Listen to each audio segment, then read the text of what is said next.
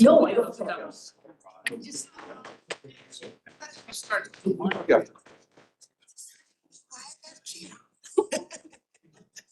Morning, everyone. Welcome to our November 1st meeting. I will now call our meeting to order. And if we can all rise for the Pledge of Allegiance. I pledge of allegiance to the flag of the United States of America and to the republic for which it stands, one nation, under God, indivisible, with liberty and justice for all. Clerk, please call the roll. Mr. Alcorn. Ms. Bagley. Here. Ms. Bailey. Here. Ms. Baumke. Here. Ms. Franklin. Here. Ms. Gary. Here. Ms. Garvey. Ms. Hayes. Here. Mr. Kelly. Here. Ms. Lawson. Here. Mr. McLaughlin. Here. Ms. Mensing. Here. Mr. Smith. Mr. Stork. Here. Mr. Walkinshaw. Here. Madam Chair, we have. We'll now move into item 3, our safety moment. Thank you, Madam Chair. Just for everybody in attendance, our 2 evacuation routes out of this room are clear. And so in the event that we do need to evacuate this room, either evacuation route will work.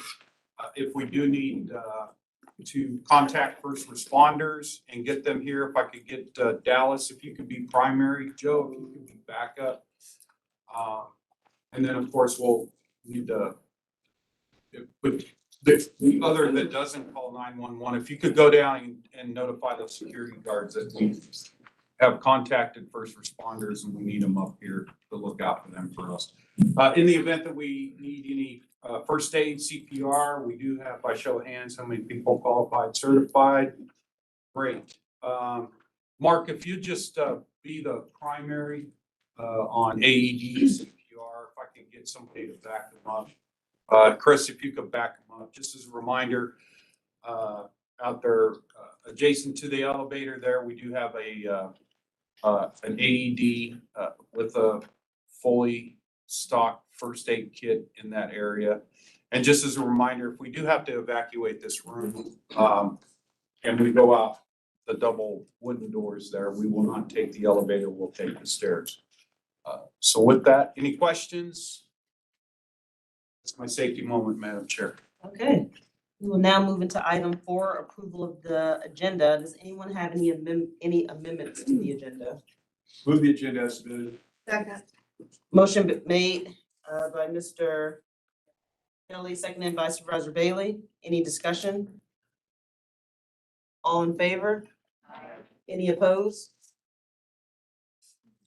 I will now move to item 5, approval of the minutes from October 21st, VRE Operation Board meeting. Does anyone have any corrections or amendments to the minutes?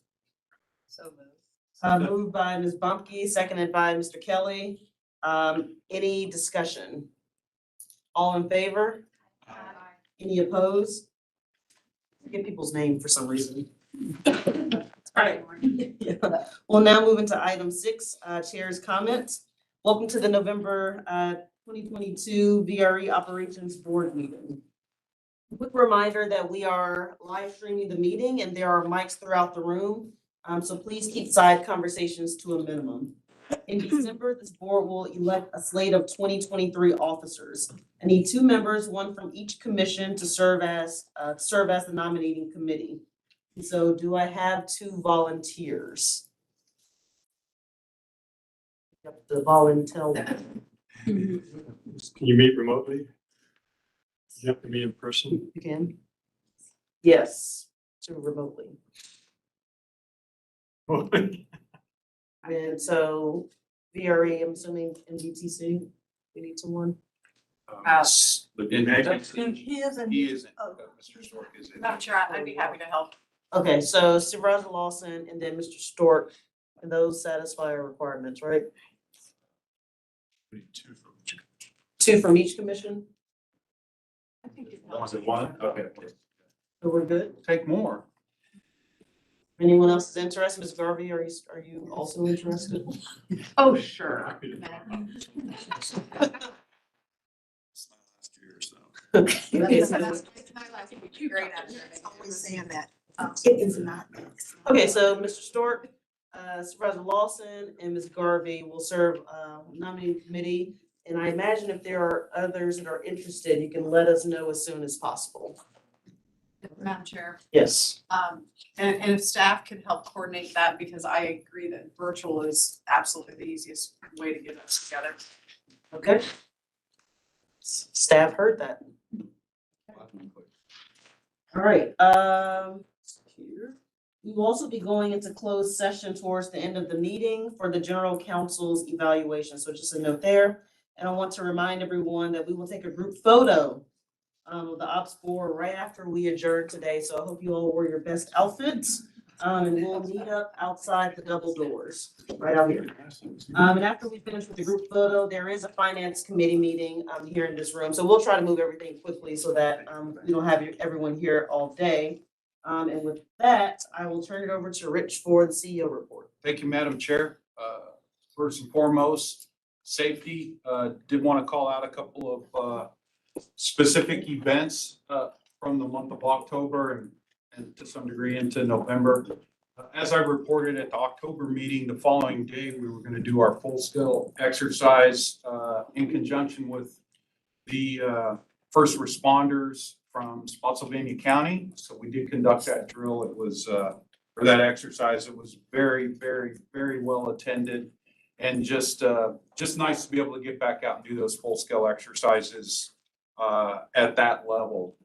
I will say the primary purpose was, to enhance training with first responders. And of course, we do that specifically with VRE equipment, but also want to say that it also gives the first responders an opportunity to interact with the railroad. So taking a lot of what they learn firsthand, it doesn't have to be necessarily just a passenger train. It could be a freight train or something that's going on out there. Another primary focus was communications, of course, being able to establish those communications and maintain them. And then we also wanted to, from our own internal processes, up to and including how we evaluate these types of exercises.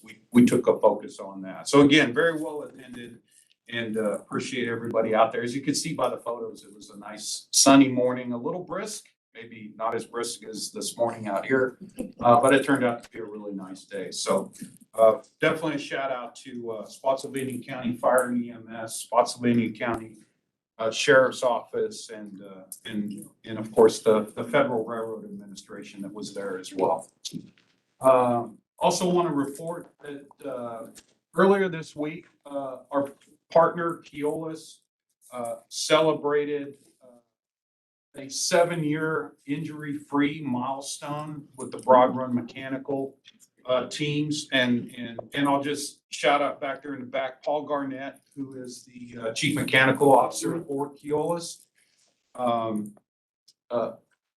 Oversees, manages, leads that team, and Paul and I have been in this industry long enough to know that this is just an incredible milestone to meet. To go 7 years, particularly with what these folks do. They do the maintenance, inspections, the repairs on all the rolling stock equipment and stuff. And I'm not going to say it's dangerous, but it's because they have obviously a lot of safety protocols in place. But if you notice on that second slide, as of Monday, the 14th, that number up there is 2596. That's 2,596 consecutive days. So anyway, just a great accomplishment, and just want to be able to share that with the operations.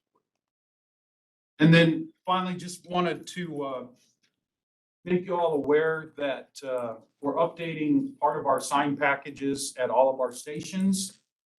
Just as a quick recap for those that might not know, we've had nationally a 1-800 suicide prevention number for many years, I dare say decades. And in 2020, there was some legislation, and the FCC established the 988 number. and there was about a 2-year rollout period. So that became effective July of this year. And so they're still in a transition. And the objective here was just to give, similar to 911 or the other 3-digit assistant numbers out there, but give the essentially the same suicide prevention, but they've added some elements to this in terms of mental health crisis and specifically some assistance to veterans. So we're updating our sign packages. This is something, and frankly, the former chair and now delegate Elizabeth Bennett Parker and I, we had contemplated this during her tenure as the chair, wanting to do something to just ensure as much as we can at our station platforms, if there's somebody that needs some help, we make that obvious to them, and now they can just simply call that 988 number and hopefully get some help. So anyway, just want to make you aware of that. That updated sign package is rolling out. Dallas and Eric Johnson and their team are doing that. Should be at all stations by the end of the month.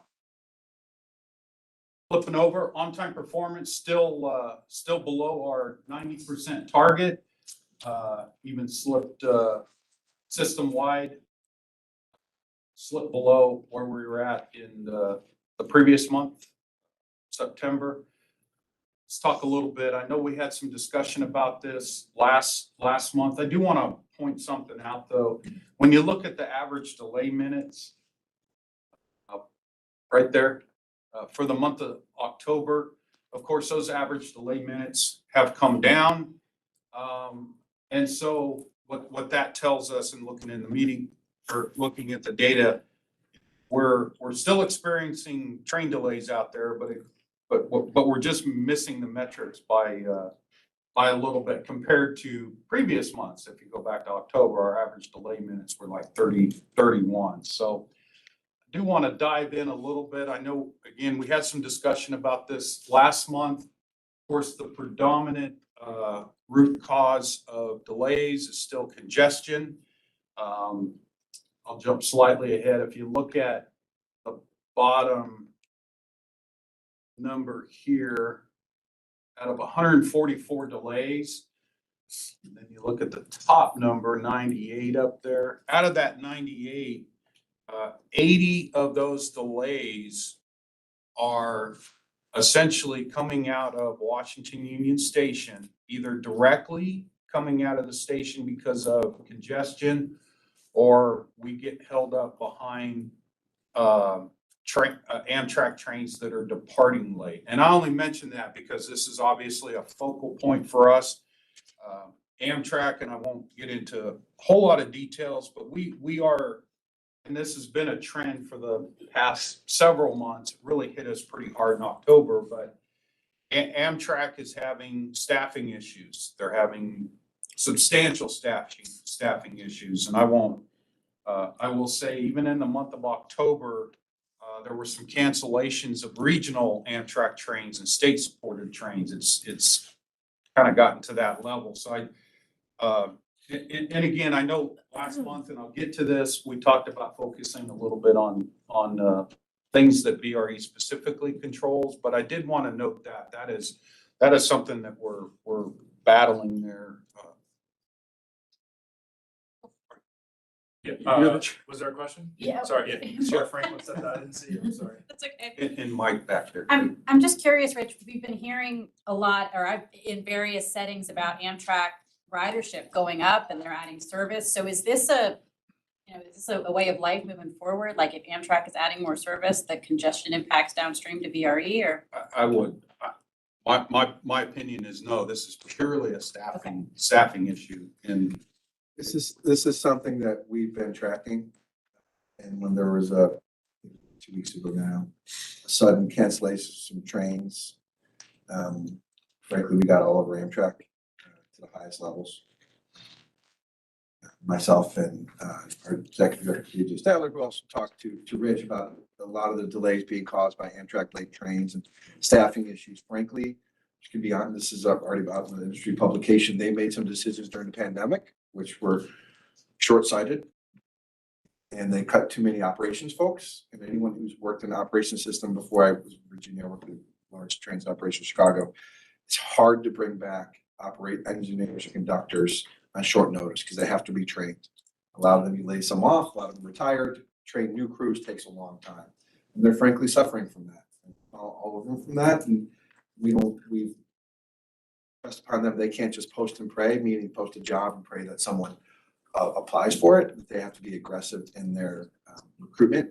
They promise us they are, and they are going to come to a quarterly meeting we have with them. But I say the top leadership, chiefs of the organization are going to come talk to us about their plans, and I've already met with them twice about it. Because we know it impacts VRE, impacts our riders with ridership going up. More people are opting to take the train, but if it's the first time someone's taken a train and the train's canceled, they're probably not going to come again. And same thing with VRE. If they cause a VRE train to be delayed, and it's an hour late, you might not take that VRE train again. So we take this very, very seriously in the Commonwealth. And when I say at the highest levels, up to their CEO and president level, that we're raising with them. So since that week, a couple weeks ago, things have been better. I am not aware of full cancellations or have been some tardy trains, but there's no excuses for that either. So we're working on it because we know it impacts, and it impacts CSX too. They're not happy about it either because when we negotiate our agreements with CSX, there are certain times we're supposed to run our trains during those windows, and when they're late, that messes up CSX's windows too, because they try to get out of our way, generally speaking, during rush hour. But when we're running outside of our windows, that messes up. So it's, as you see, the knee bones connect to the leg bone, connect to the foot bone, and everything, that's a domino effect up and down the corridor. And we're taking it very seriously. So thanks for addressing it. Can I follow up on that? Sure. Two things.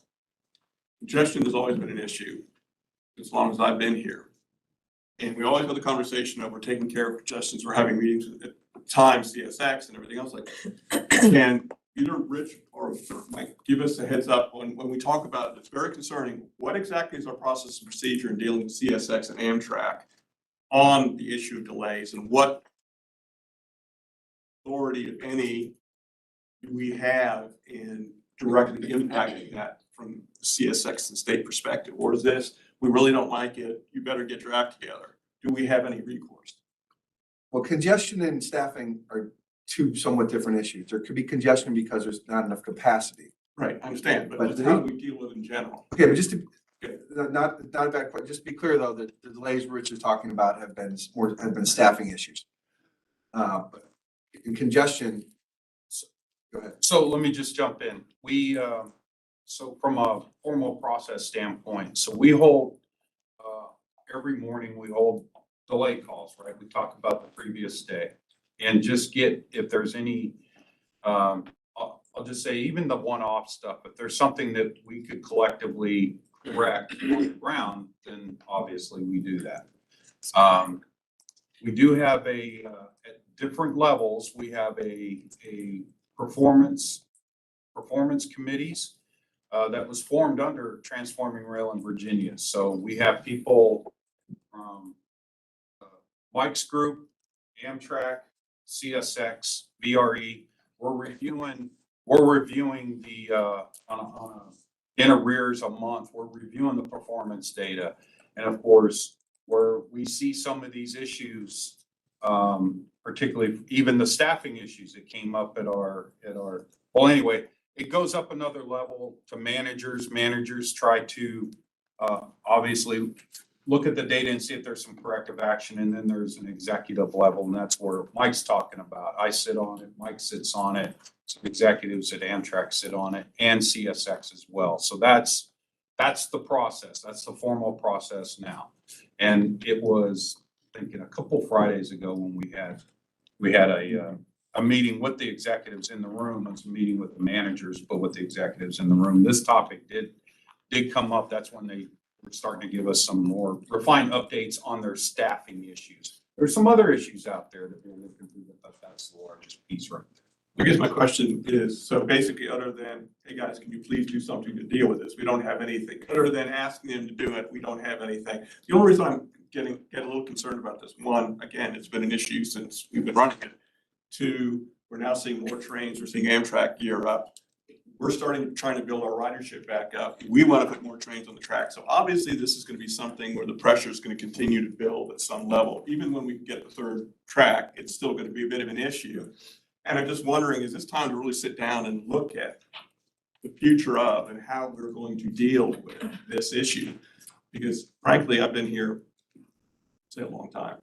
And every meeting, it's all about delays, orange train with CSX, and there was this and there was that. And is it time to kind of really look ahead a little bit and say, maybe we need to kind of look at revamping how we deal with this, or can we? We continue to do that. Keep in mind that we're not another set of trains. The next set of trains isn't coming out roughly 2026 until we're finished with Franconia Franconia third track, Alexandria fourth track. The Arkandale project should be wrapped up in the next year or so. I'm looking at Dallas back there because he's familiar with what's going on in Quantico.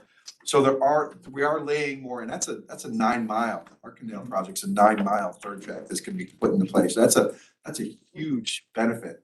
And Franconia is 7 miles, Alexandria is six more miles of four track. So we're building that capacity, and then more trains will be, we can't really kick in the next set of trains until those are done. So if that makes sense, but that doesn't mean we're not tweaking it all the time. In fact, we are. I was down in Jacksonville in October with some of my team to talk about these kind of things, and frankly, also to talk about weekend trains. Something that we've talked about here extensively the past few months, and because when we started our agreement with CSX before the pandemic, so ridership patterns have changed. So we continue to do that, Matt, and I welcome discussion about that. And I've taken everything we've learned at the board and gone back to CSX again. Weekend trains as one that I've definitely heard from folks. Yeah, I want to keep us moving. If Chair Franklin comes back and we're still on this agenda. Okay. But I think, I think the question is, I'm not suggesting we're at this point now, but at a certain point of delays and congestion caused by Amtrak's issues, are they in violation of the agreements that we have with FTUs? Don't answer it now. I recognize it's a long answer, but I think that's an important question, and it's obviously collaborative, and committees are the best way to deal with it. But if it gets to a certain point, is there additional recourse, and maybe there's okay. I would just rather we look at it now while it's an issue before it gets to be a bigger issue. Mr. Stork, and then we're gonna move on. To me, the one word that I translate from that is consequences. I don't understand, and I'm sure you all have some sense of that, but are the consequences significant enough to entice, incentivize, encourage, whatever, to minimize those? So that's the other part of it for me. So that's it. Thank you. Let me just touch real quick on this report. I just highlighted a couple of areas. The main thing here was just to break out if there are some things that are more in our control versus out of our control, is to list out like under or over positive train control. So and hopefully this becomes helpful because we can continue doing this, but looking at that primary column, because we got in this discussion, there's always, like with PTC, there could be a PTC issue with one train and then it cascades and affects, the trains behind it. So that was the intent of breaking this out. And then just highlight, like I said, the items that are more within our control versus out of our control. So, well, if you have any comments about that, we'll continue to refine this a little bit and dive into the things that are within our control. Ridership, monthly ridership, October compared to August has increased, as indicated in the bar graph. Of course, September was our fare-free month. I do want to just quickly on average daily ridership. This is one that when we compare October to September, as you see, our average daily ridership, albeit it dropped, but it didn't drop back to August levels. So, and we continued to trend up. Wanted to add this as well. This was asked for last last meeting.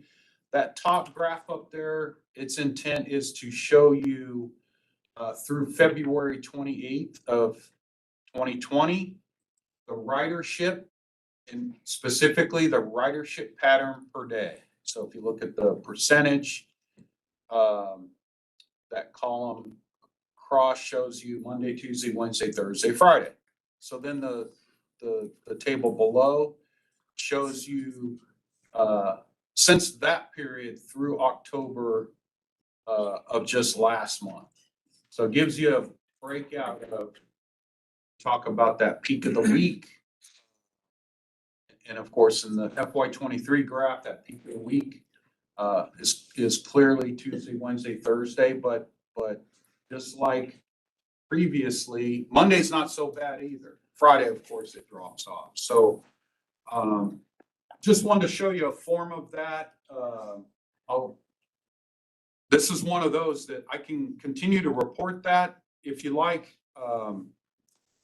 Put it in the CEO report or something like that, because obviously it's one of those where drastic changes or variability week to week, we're not really going to see it. It's going to be over a longer period of time. So one thing here, I just wanted to point out, this top graph gives you similar information, but I do want to point out this bottom graph here where in a similar time frame where the split between the two lines, Fredericksburg line was 55% of the ridership, Manassas line 45% of the ridership.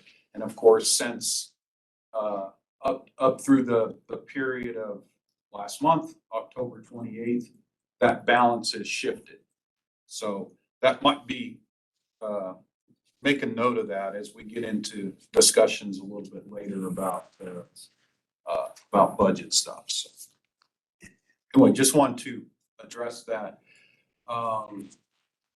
Just want to give a quick update, keep this in front of the operations board, is that we're still monitoring the National Rail Labor contract negotiations. There has been, since I believe the last time we talked, there has been another collective bargaining unit out of the 12 that has rejected the last offer.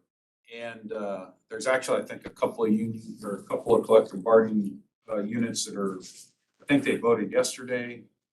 Anyway, we should get some additional information out. So, and I'll keep updating you on my weekly report on this topic as well. Do want to point out, we do have a new staff member in the back, Mark DeGrush. Mark's come on board, and see, he smiles, right? He does, yes, pictures on it, but look at it. Yes, he's a happy guy. He smiles, a happy guy. Mark's come to us with a lot of experience in the private sector, has a Bachelor of Science in accounting, which is good, because that's what we need him for. And is a certified public accountant, and he also is a veteran, served in the United States Army as well. So just want to take a moment to introduce Mark to you, and a great addition to an already superior finance and accounting team. So glad to have Mark here.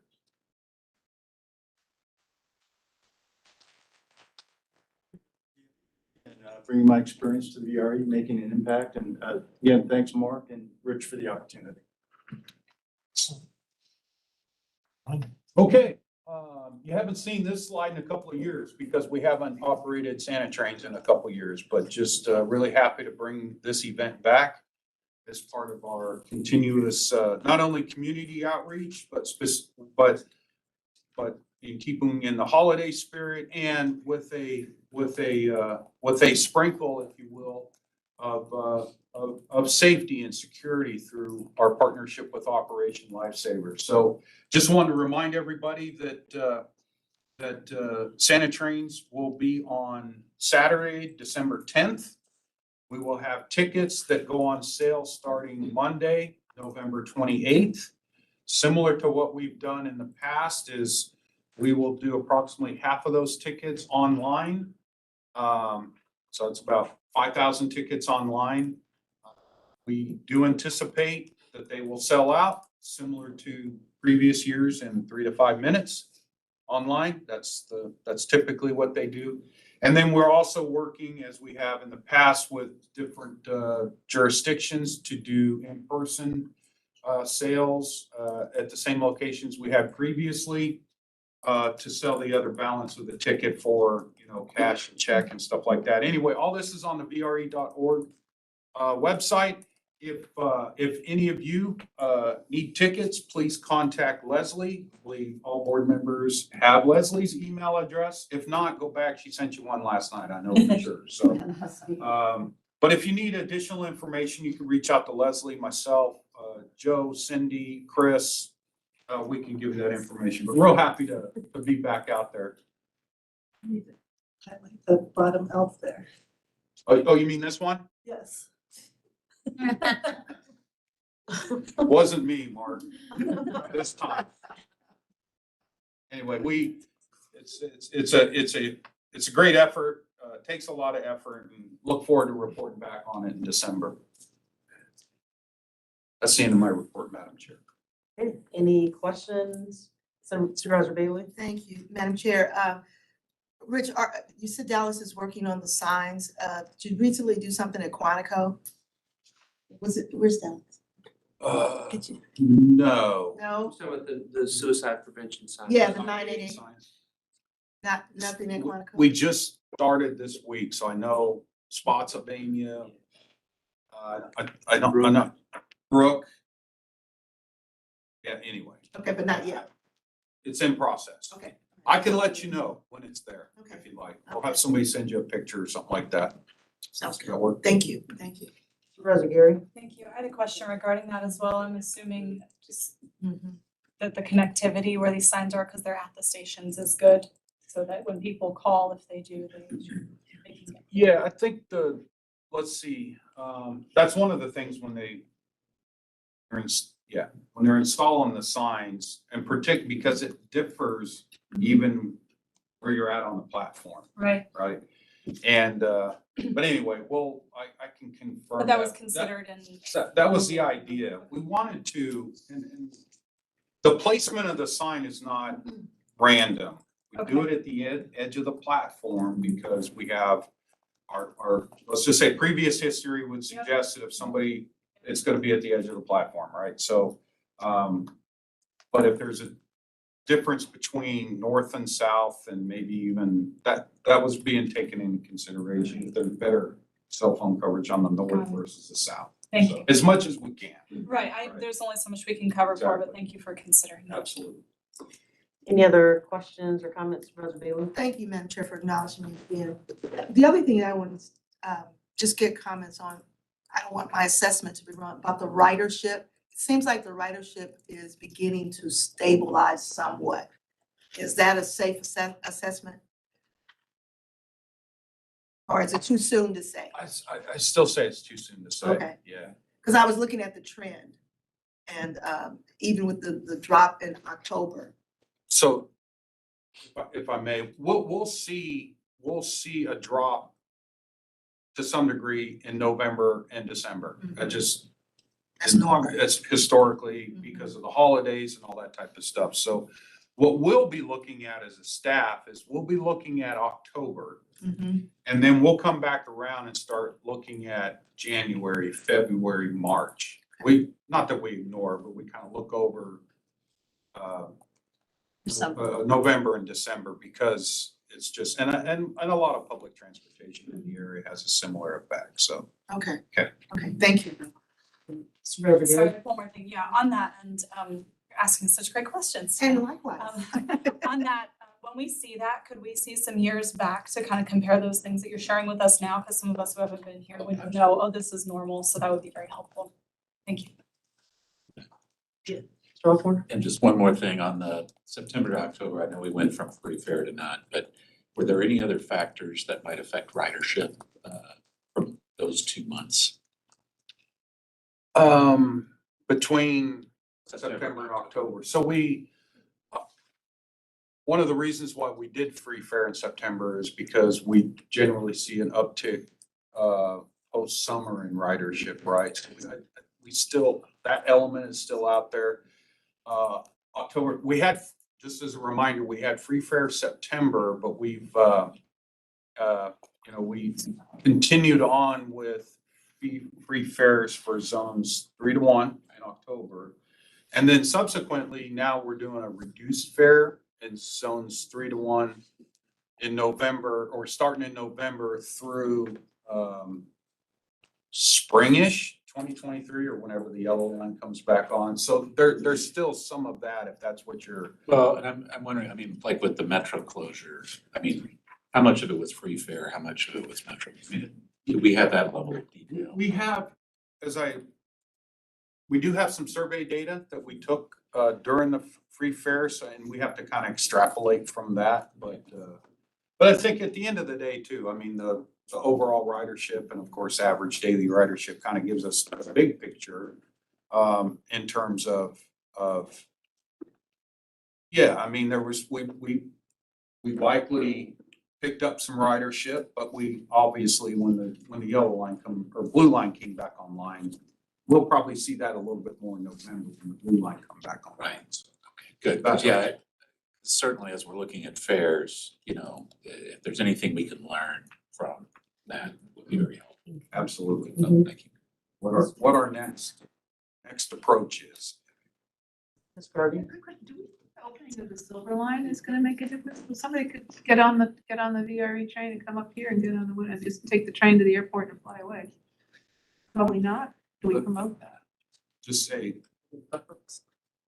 we currently, I think if anything, our market is people getting on the train and going to Reagan and jumping on an airplane and flying away. So, yeah, I don't know. A whole other market that might be interested. we'll take whatever excuse we can get to increase our ridership, right? Mr. Alcorn? Yeah, I don't think there'll be any impact. All right, Now that okay, we'll see. all right. I don't think we'll see any change. All right, we will now move into item 8, public comment time. VRE accepts public comments both in person and electronically via the VRE website. Members of the public wishing to make public comments have 3 minutes and should state their full name and the jurisdiction they live in. And written comments submitted before 8 a.m. this morning will be forwarded to members of the board, read into the minutes, and attached to the official minutes. Do we have any members of the public who would like to address the board? Madam Clerk, do we have any electronically submitted comments? We have one comment, Madam Chair, from Andrew Justice of Alexandria. He writes, I am concerned that placing locomotives at the southern end of the trains has negative impacts on health and customer experience at Union Station.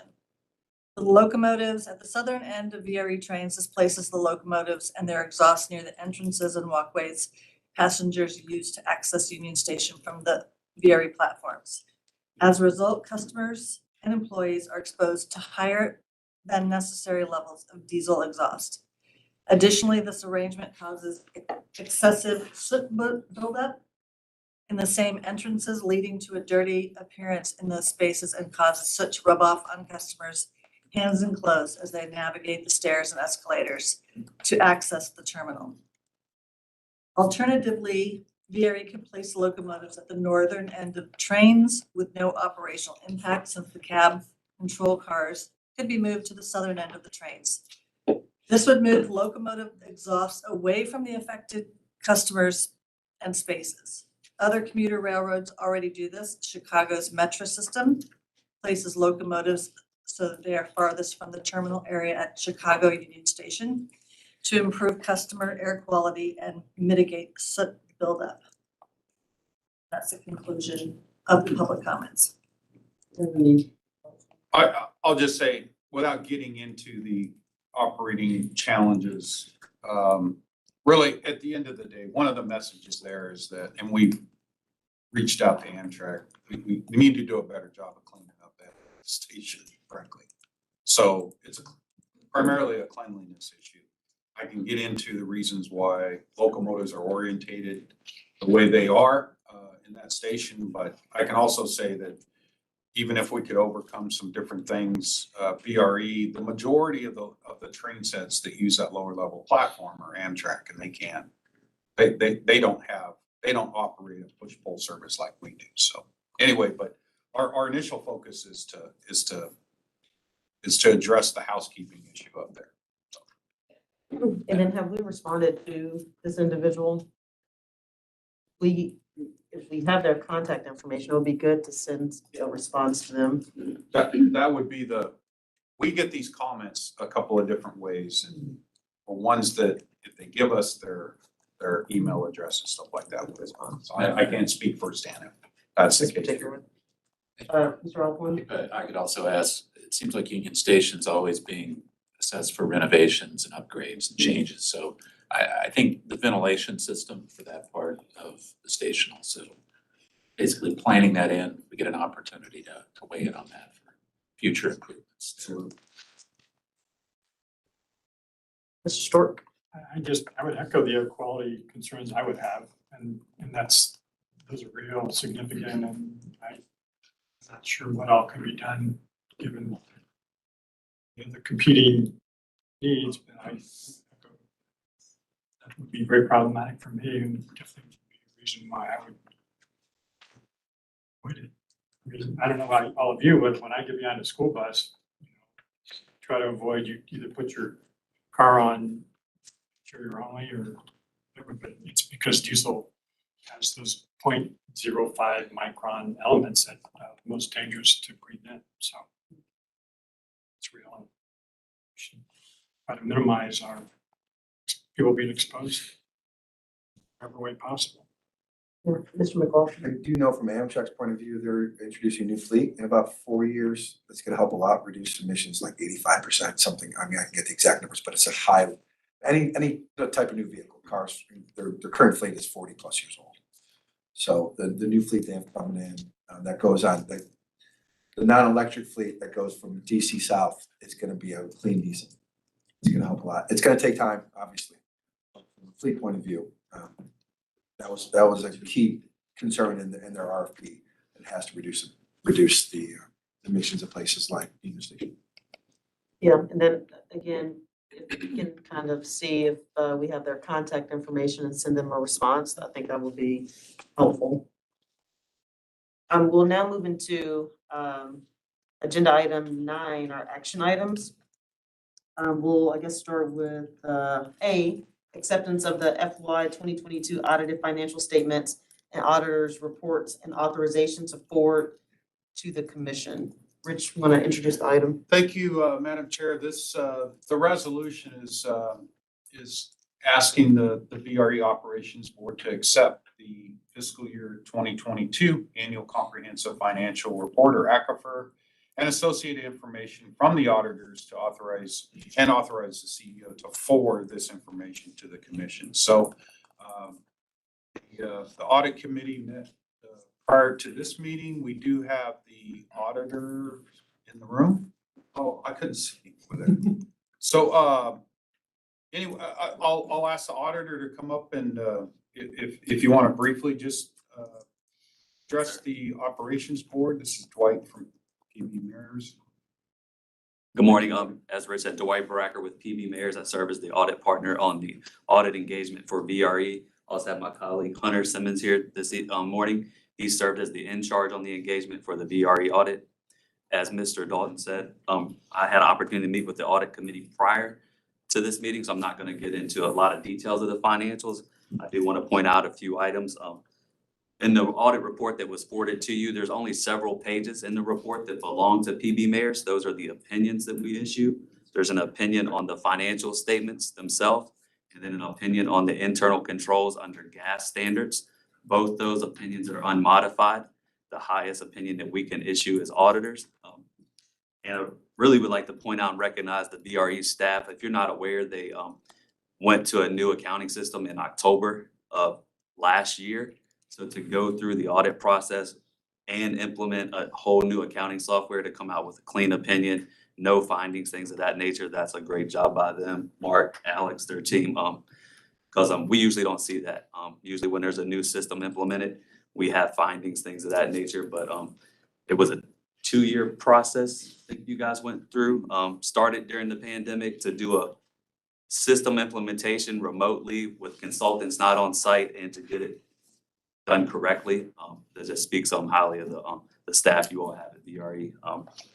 Couple items to highlight in the financials. A lot of y'all may be aware from your jurisdictions that you represent, there was a new GASB implementation, GASB 87 related to lease standards.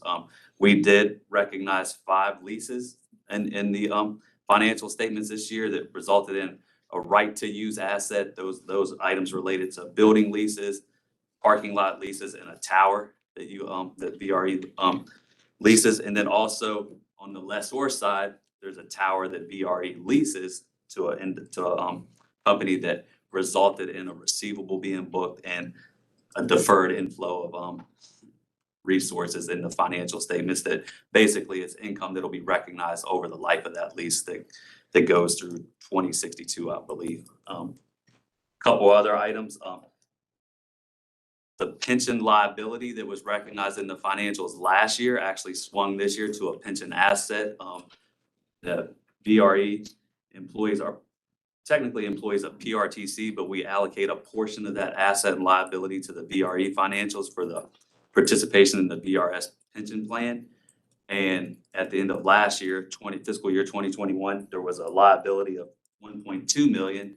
This year we have an actual asset of 890,000, so a $2 million swing. Now, my prediction is that's going to swing the other way next year because the liability and asset that we book is a year behind, based on the information we receive, and market conditions have changed a lot since June 30th, 2021 compared to 2022. So I think next year we'll probably see that asset swing probably back towards a liability. But as an organization, VRE/PRTC is very well funded when it comes to the pension liability, and as long as they continue to contribute the required amounts, there shouldn't be any issues there with that.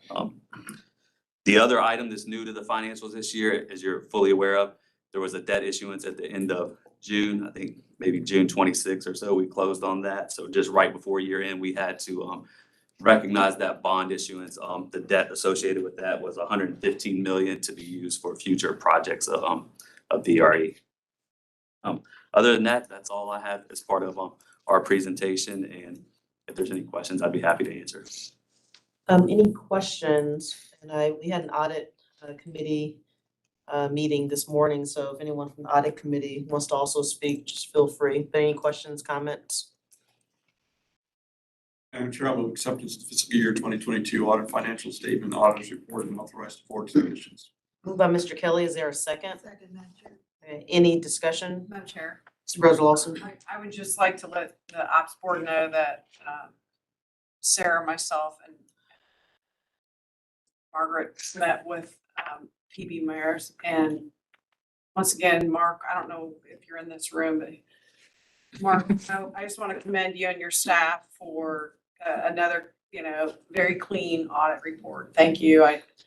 And the fact that you brought up, the new system, no doubt that wasn't always easy to work through, but you made it through with flying colors. So I believe they're volunteering for consultants if any of your jurisdictions are looking to implement the system in the future. So Yeah.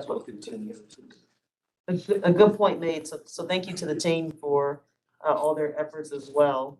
Any other discussion? Not all in favor? Any opposed? Thank you, sir. thank you. Have a great holiday. You too as well. Thank you. We'll now move into item B, authorization to issue a request for proposals for insurance brokerage services. Thank you, Madam Chair. As you stated, this is just, we're requesting authorization to solicit an RFP. And this is for a qualified insurance brokerage firms capable of providing the coverage, the various coverages that VRE needs. The current agreement that we have expires in May-ish, I think, of 2023. So by obtaining your authorization today, we can start that solicitation process and award a new contract before the end of the current contract. That's my report, Madam Chair, or summary, Madam Chair. Any questions? Is there, Ms. Garvey? yeah, and I talked with Rich a little bit about this went back and forth by email. And my concern is the cybersecurity part of this. And I think this RFP, Rich assures me, well, they can subcontract to someone that they specializes in cybersecurity, but I've sort of been, probably like a lot of us, getting into this, learning more and more about the field, and cybersecurity insurance is way, way different. And in fact, they rarely pay out. They're basically helping you manage in all kinds of different ways, which just sounds so different from other insurance. It could be that I just don't know enough about what we have. I'm just continuing to think that, when it comes time to getting another insurance company, that it may need to look fairly different from what we have now, because I think the field's changing so fast. That's all, and I think Rich is well aware, but I just wanted to bring it up. Sure, and I think when we get to the selection process, those are questions that we should ask to make sure they're being addressed. Any other comments or questions? Is there a motion? So move, Madam Chair. Second. Moved by Supervisor Bailey, seconded by Mr. Kelly. Any further discussion? All in favor? Aye. Any opposed? We'll now move into item C, approval of the amended VRE Operations Board bylaws. Mr. Dalton. Thank you, Madam Chair. We're seeking authorization to amend the bylaws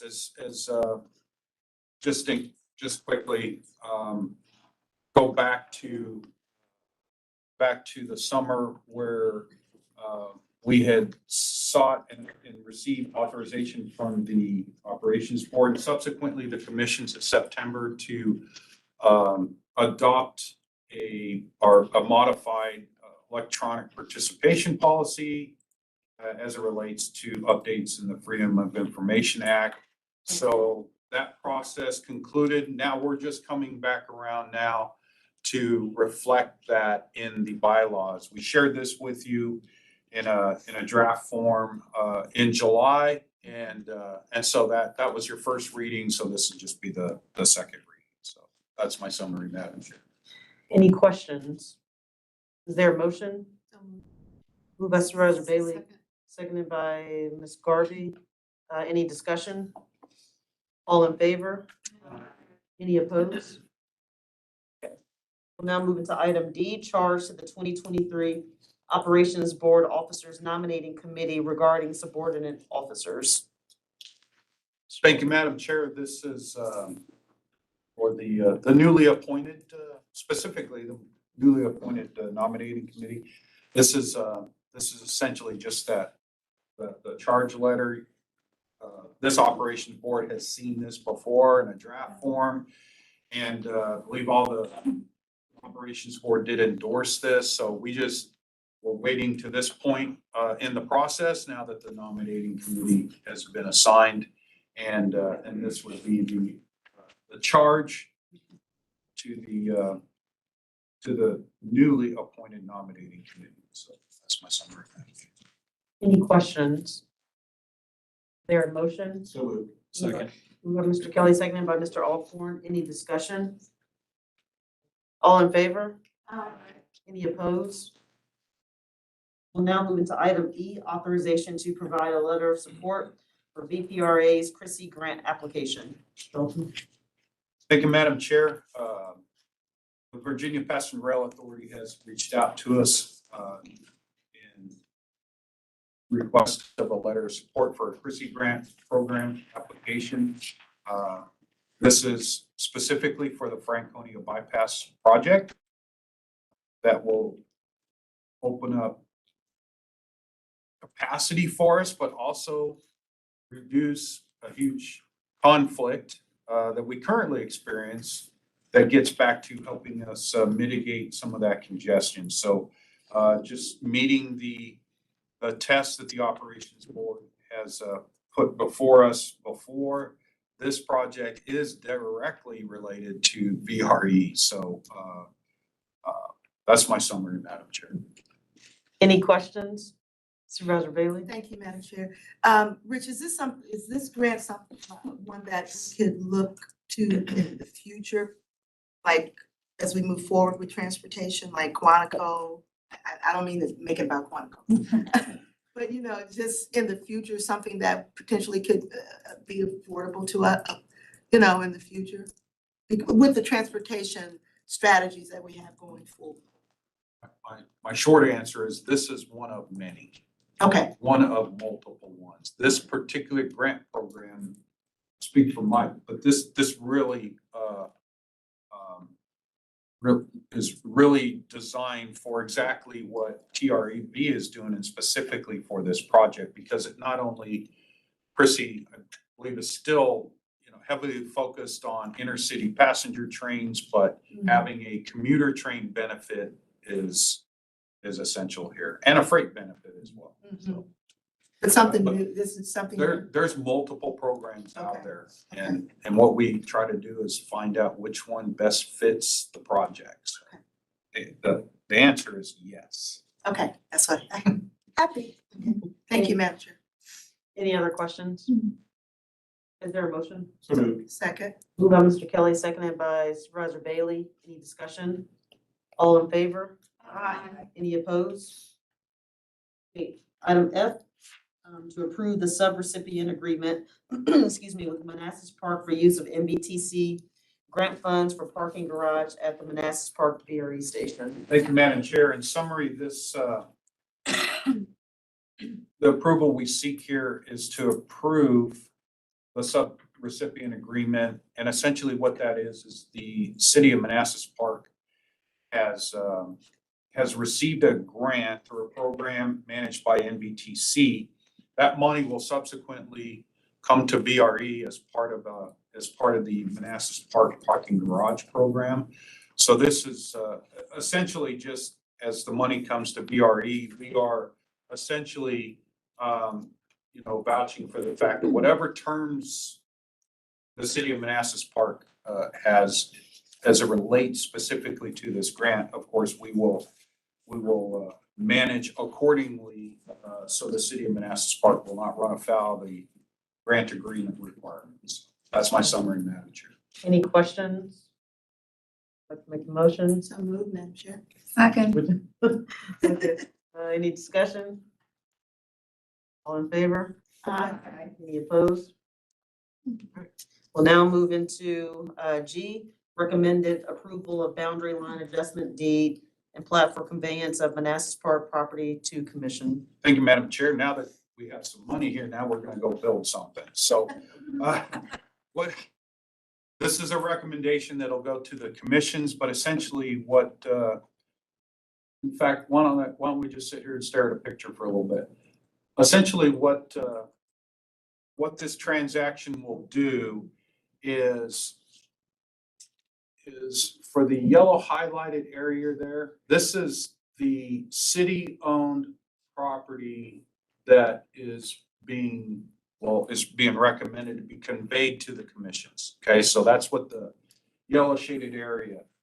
The property to the north of that is, oops, I can't get this. Okay, the property to the north of that yellow boundary there, that's in the Norfolk Southern right of way. The property to the south of that yellow area is city-owned property and of course, part of the surface parking lot.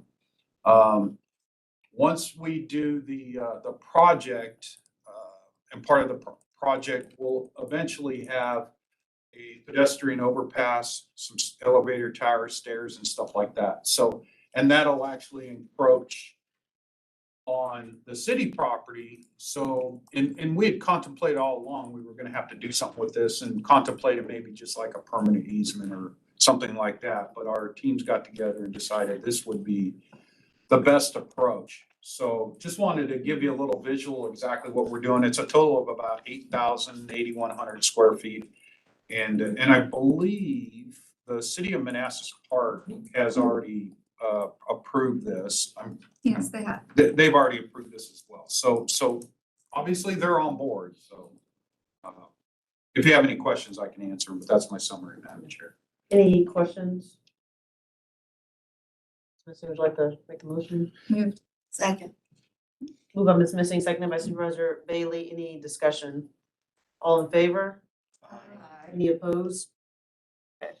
Lastly, item H, to recommend to the commission the approval of the 2023 VRE legislative agenda. Mr. Dalton? In summary, Madam Chair, just to recap the process, in September, we had a legislative committee meeting, had some really good discussion there. That drove a draft of the legislative agenda back for further discussion and an information item last month at the October meeting.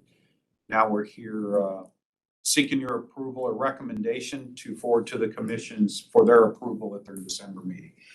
Any questions?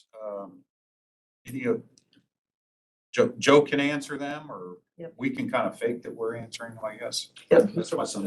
Yeah, I do have a question. I apologize if I didn't notice this in October and ask the question at that point. Under the federal workforce section, where you added, and we appreciate the addition of opportunities to request strategy spreading the days. And it says federal workers and consultants. Is that supposed to be contractors? Federal workers and contractors? I mean, we could certainly change it to that if that's a more appropriate term for them. I think that would make more sense. You have contractors who work on site Right. at federal facilities. I think that's probably makes more sense than consultants. Sure. We'll make Yeah. that edit. I agree, I think. Well, yeah, I would agree with that, and that it may have been either an oversight or just an awkward use of a word, but I would agree that maybe if we can change that, if there's no objection to that. Mr. Alcorn? Yeah, and just in general on that one, I mean, certainly getting the federal government to try to spread out the days of the week for working is one strategy. I know we talked a lot about that, but I would assume that we're also looking for whatever strategies might help VRE in terms of ridership. I mean, that's one specific strategy, but I would assume that, you know, that we would be working with that, you know, with that in mind, because, well, that our system is so dependent on the federal workforce coming into the office right now. Yes, Ms. Bailey, and then, Ms. Almstrom. Yeah, I just point of clarity, Joe, I just remembered we did use, when we were having those discussions, we did use the terminology interchangeably. And so I would support what Mr. Waukesha was saying about the contractor rather than consultant. Thank you. Yeah, Thank you, Madam Chair. I was just curious about the sentence in here that says engage with staff and gubernatorial appointees of the VTRA board. There's something that transpired in previous years. Is this an addition or something that's always been in here? This has been here since the creation of the VPRA board. Okay. Is there anything that's ever gone awry, or is it just something that we want to continue to have in front of them? We just want to continue to Okay, keep the communication lines open. that's what I thought. I just wanted to confirm. Thank you. Yep, and having that explicitly etched out makes our intentions very clear. Right. Thank you. Any other Supervisor Bailey? Just making the intentions very clear, again, in our discussions, that is in fact what Madam Chair said when we were having those discussions, just to make sure we're covered. I just wanted to say that, thank you. Any other comments, questions? Madam Chair, Yes. I would just say, Mr. Waukesha, great catch, because this could really change contracts with consultants. Yeah, right, yeah, sometimes someone's be unhappy they have to show up.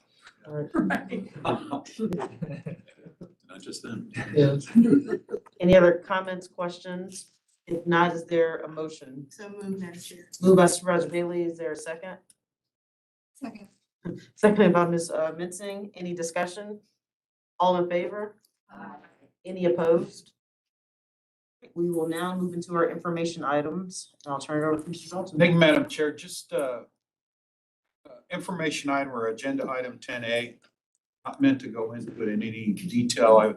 I would ask though, what we're trying to do is keep you informed on multiple things that we're doing that are part of our system planning, are part of our long-range planning and stuff like that. So whether we sit here and give you a presentation or we just give it to you in an information item, and that's what the intent of this is. So there's a narrative information item with a cartoonish graphic here. I'm likely to come back and talk a little bit more about, we talk a lot about our enhancing capacity along the rail lines, but we have to keep in mind we need to do the same at our maintenance and storage facilities. So I'm likely to come back in the new year and have more of a detailed discussion. But this is a pretty good read if you want to get an update on what we're doing at one of our maintenance and storage facilities. Any questions about item A? And then item B, Mr. Schofield's going to give us an update on the operating capital budget process. The intent of this is to be somewhat high level, give you some information, and of course, encourage folks to, if you can, to get into some detail there.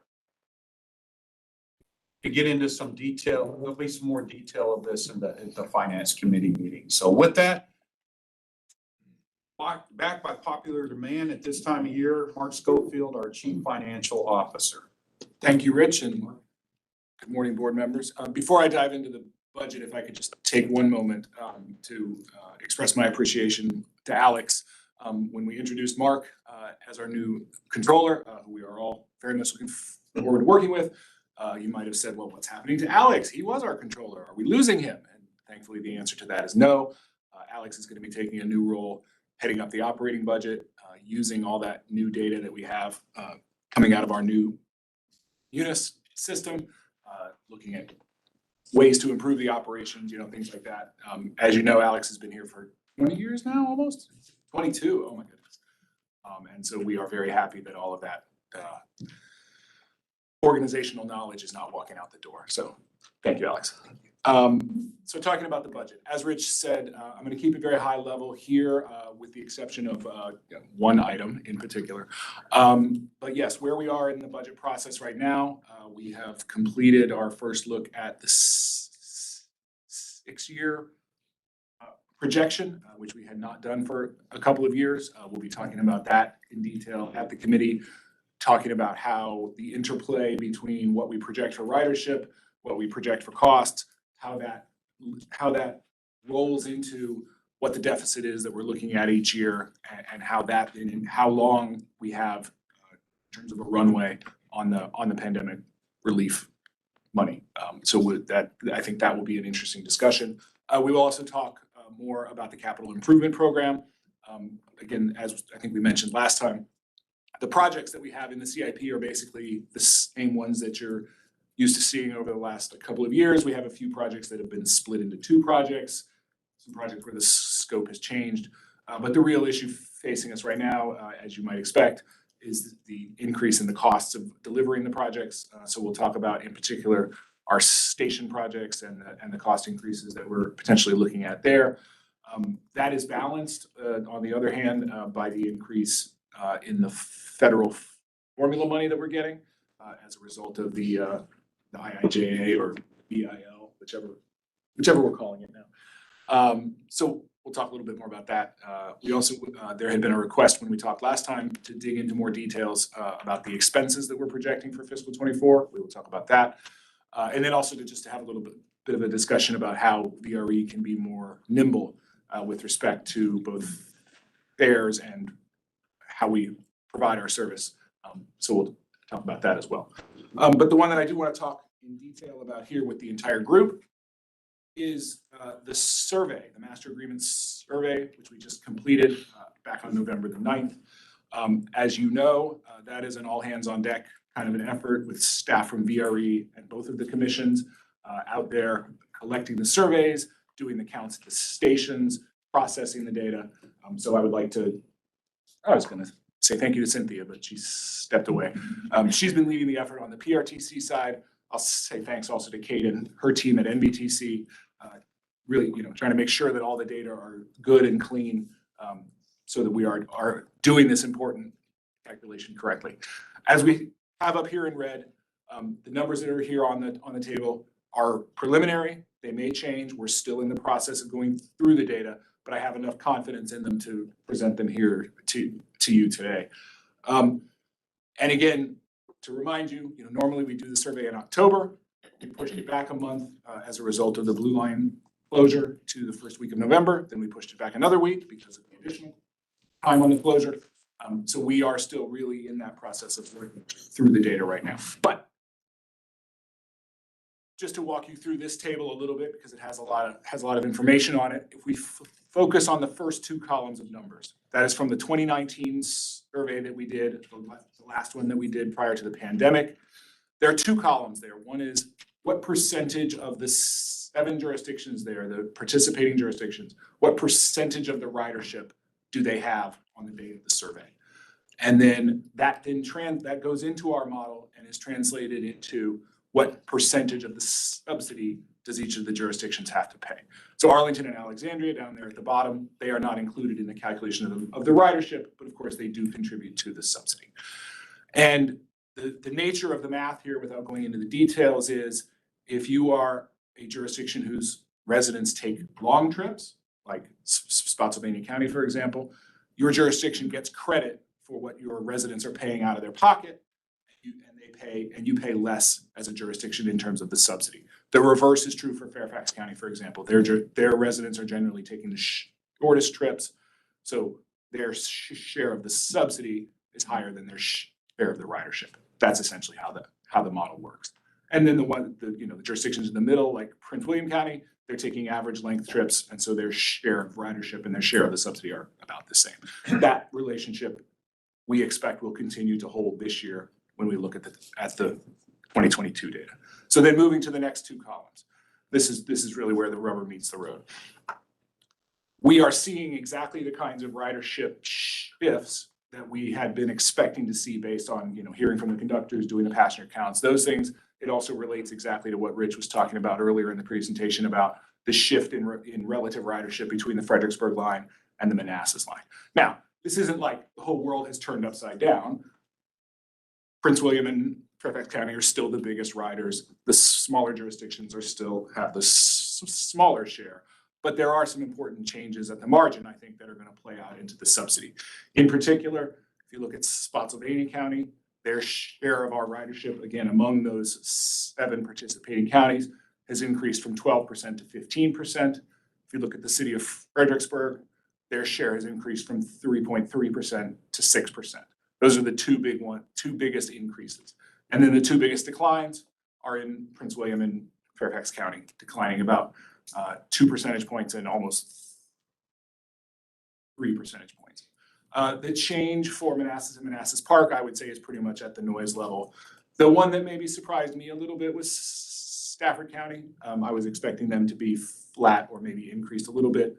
They showed a little bit of a decrease. But this is going to play directly into the subsidy. And so if your jurisdiction's share of ridership has gone up, then we as soon as we, and Rich, I think, indicated this to all of you in an email a couple weeks ago, as soon as we are done with the math and we're confident that the data have been verified, we will get this new information out to you all. We're not going to wait until the board meeting for December 16th or whatever it is. But I don't mean to pick on the city of Fredericksburg, but using theirs, because I think theirs is the most striking. If you're talking about ridership going from 3% to 6%, I would expect that the subsidy will go from, say, 2% to 4%. Which, that doesn't sound like a lot, but you're talking about a doubling, which could be something, something that we have to discuss. Again, we knew, being out there on the railroad every day, that we were seeing more ridership come back from those jurisdictions down in the south, and we wanted to bring even this preliminary information to you all so that we could talk about it and begin to understand where this may lead. And actually, with that, I would like, Madam Chair, to turn it back to you, please. Yeah. Any comments, questions, Mr. Kelly? Yeah, quick question. We've been down this road before on jurisdictional subsidies. What is percentage of our ridership? The big battle last time we had this conversation many moons ago was ridership coming from outside VRE regions. And I've got to assume with Fredericksburg that that's probably part of the reason we've got a bit of a kick up. And I know Prince William, you guys have initiated with some of the other counties coming in. Do we have any accurate numbers on what ridership is outside the region? We do, absolutely. So I can get the exact number for you, but I believe that it's about 10% of the total. So if you look at the surveys, you have a number. Big chunk. you have a number of people coming from King George County, from Caroline County, from Fauquier County, all the sort of places that you would expect. But this survey asks, not only where do you live, but also where do you get on? And so we're able to tell. No, I understand. Just when it comes down to this, because I know where some of this conversation gets to going, because we've had it before, which is, wait a minute, we're only so much ridership, why are we paying so much more than everybody else? And back then, it really came down to an issue of how do you divide up the non. And at the time, Fredericksburg went, well, we'll just take all our ridership outside and take them out. And then it was agreed to I think we agreed to basically equally distribute the outside ridership across the board. So I just want to make that clear before we start into a discussion I know might be coming. No, that's very good. Any other comments? Mr. Alcorn? So these are ridership, these are all embarkations, right? Yes, we're in the morning, it was a survey done in the morning. And so we, as they were on the train, we asked them, among a number of things, where do you live? And then where did you get on? And then We asked where they got off to. we do. It'd be good to see that data, just as an FYI. Okay. Sure. Ms. Pumpkin? So I've brought this up before.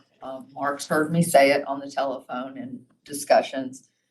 I would like to have another robust conversation at the finance meeting today regarding our subsidies. I know there's a fine line and a balance between using the revenue funds that were given to us by the federal government. But I will tell you, I have constituents in my district that feel very strongly that we should not be paying these subsidies because we don't have the ridership that we had in 2019. But why should our subsidies stay the same when our ridership hasn't stayed the same? So I'm just bringing that up just so we can, you can noodle on it for a little bit if you choose to stay for the finance meeting later this morning or afternoon. Thank you. Morning. Does she make her- I just want to echo that. I figured you would bring that up, but I've been having similar comments come my way, so relevant for expressing that to all of you. Good. Any other comments, questions, bombs? You wanna drop? No, but it's good to see, Mark, that the projections that you were expecting, that's coinciding. That means that we're on the mark. We're on the mark with things. And so I appreciate your knowledge base in that. It gives us a sense of comfort when you are talking to our constituents. For Prince William County, what do you attribute that to, or is there? I don't think, Survey, I don't think that, I'm sorry, say. in terms of the survey. Oh, I just think I think the survey, I would just say about the survey, the weather was great, the service was great that morning, the response rate from the passengers was excellent. In the past, we have gotten 60 to 65%. I know we hit that again this time. So I think the survey is a very good representation of what was happening out there. I don't think there's anything particularly special about Prince William. I think we are generally seeing people who are further south, especially, they don't have as many options to get up north. There's all the construction that's being done there at the bridge on 95, they may want to avoid that as compared to people who are living closer in and may have more options. There's nothing out. I think Prince William is following the trend for the rest of the counties, yes. Just need to hear it. Okay, sure. Any other comments, Mr. Kelly? Just to put it all on the table before we run down this conversation. And speaking primarily for the smaller districts, lower increases affect us dramatically. One, two, I didn't bring it up on the legislative side, but we keep talking about C-Rock and protecting C-Rock, but C-Rock is our money coming out of our gas tax revenues, which was another big hit for the smaller jurisdictions. So when you put that into play and you put increases like this into play, it really starts to become a bit of an issue for the smaller jurisdictions, just putting that on the table too. Any other comments, questions? All right, Mr. Schofield, thank you. Have a good. Oh, yeah. Robust discussion in finance committee. All right, Mr. Dalton, spending authority. So finally, agenda item 10C, information item, several different things, task orders, purchase orders throughout the last month. If anybody has any specific questions about any of these items, glad to answer them. Now we're in the future. Any comments, questions? All right, we'll now move into our closed session. Mr. Walkinshaw. Pursuant to the Virginia Freedom of Information Act, section 2.2-3711.A1 of the Code of Virginia, I move that the VRE Operations Board convene a closed meeting for the purpose of discussing one personnel matter relating to the performance of the General Counsel and Chief Legal Officer. For a second. Seconded by Mr. Alcorn. Any discussion? All in favor? Aye. Any opposed?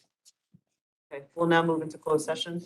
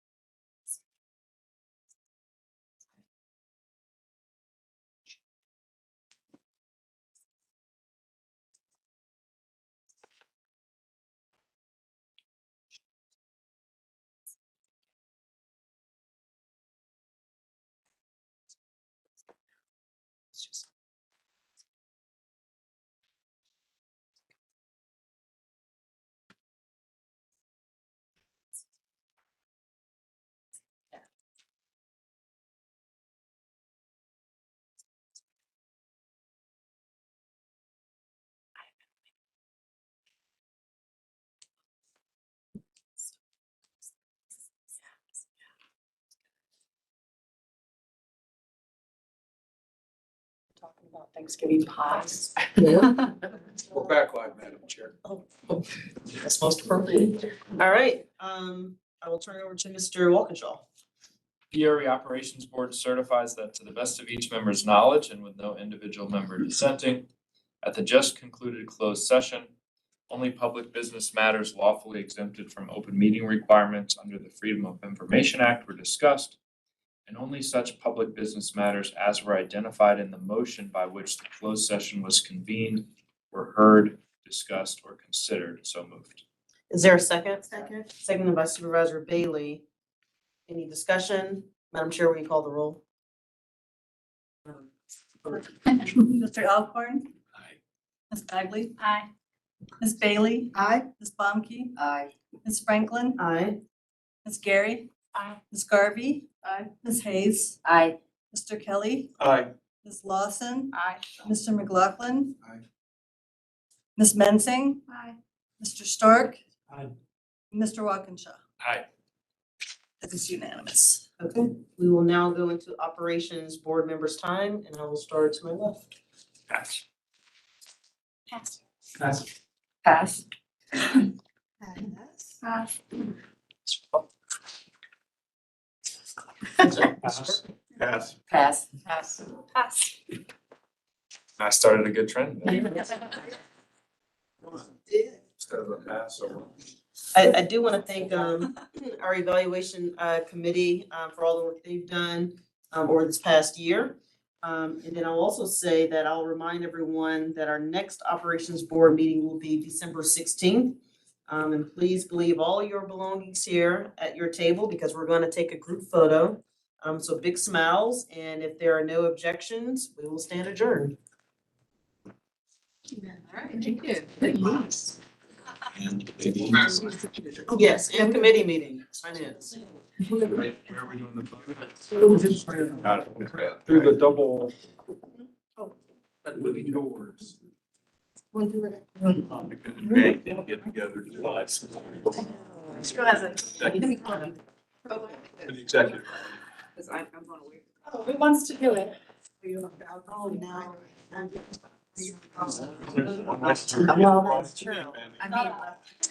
Ordinance late. It would have to be dangerous. What are you talking about? Getting a member of the fan mode to the executive committee. Why don't you just start something? Yeah. I might.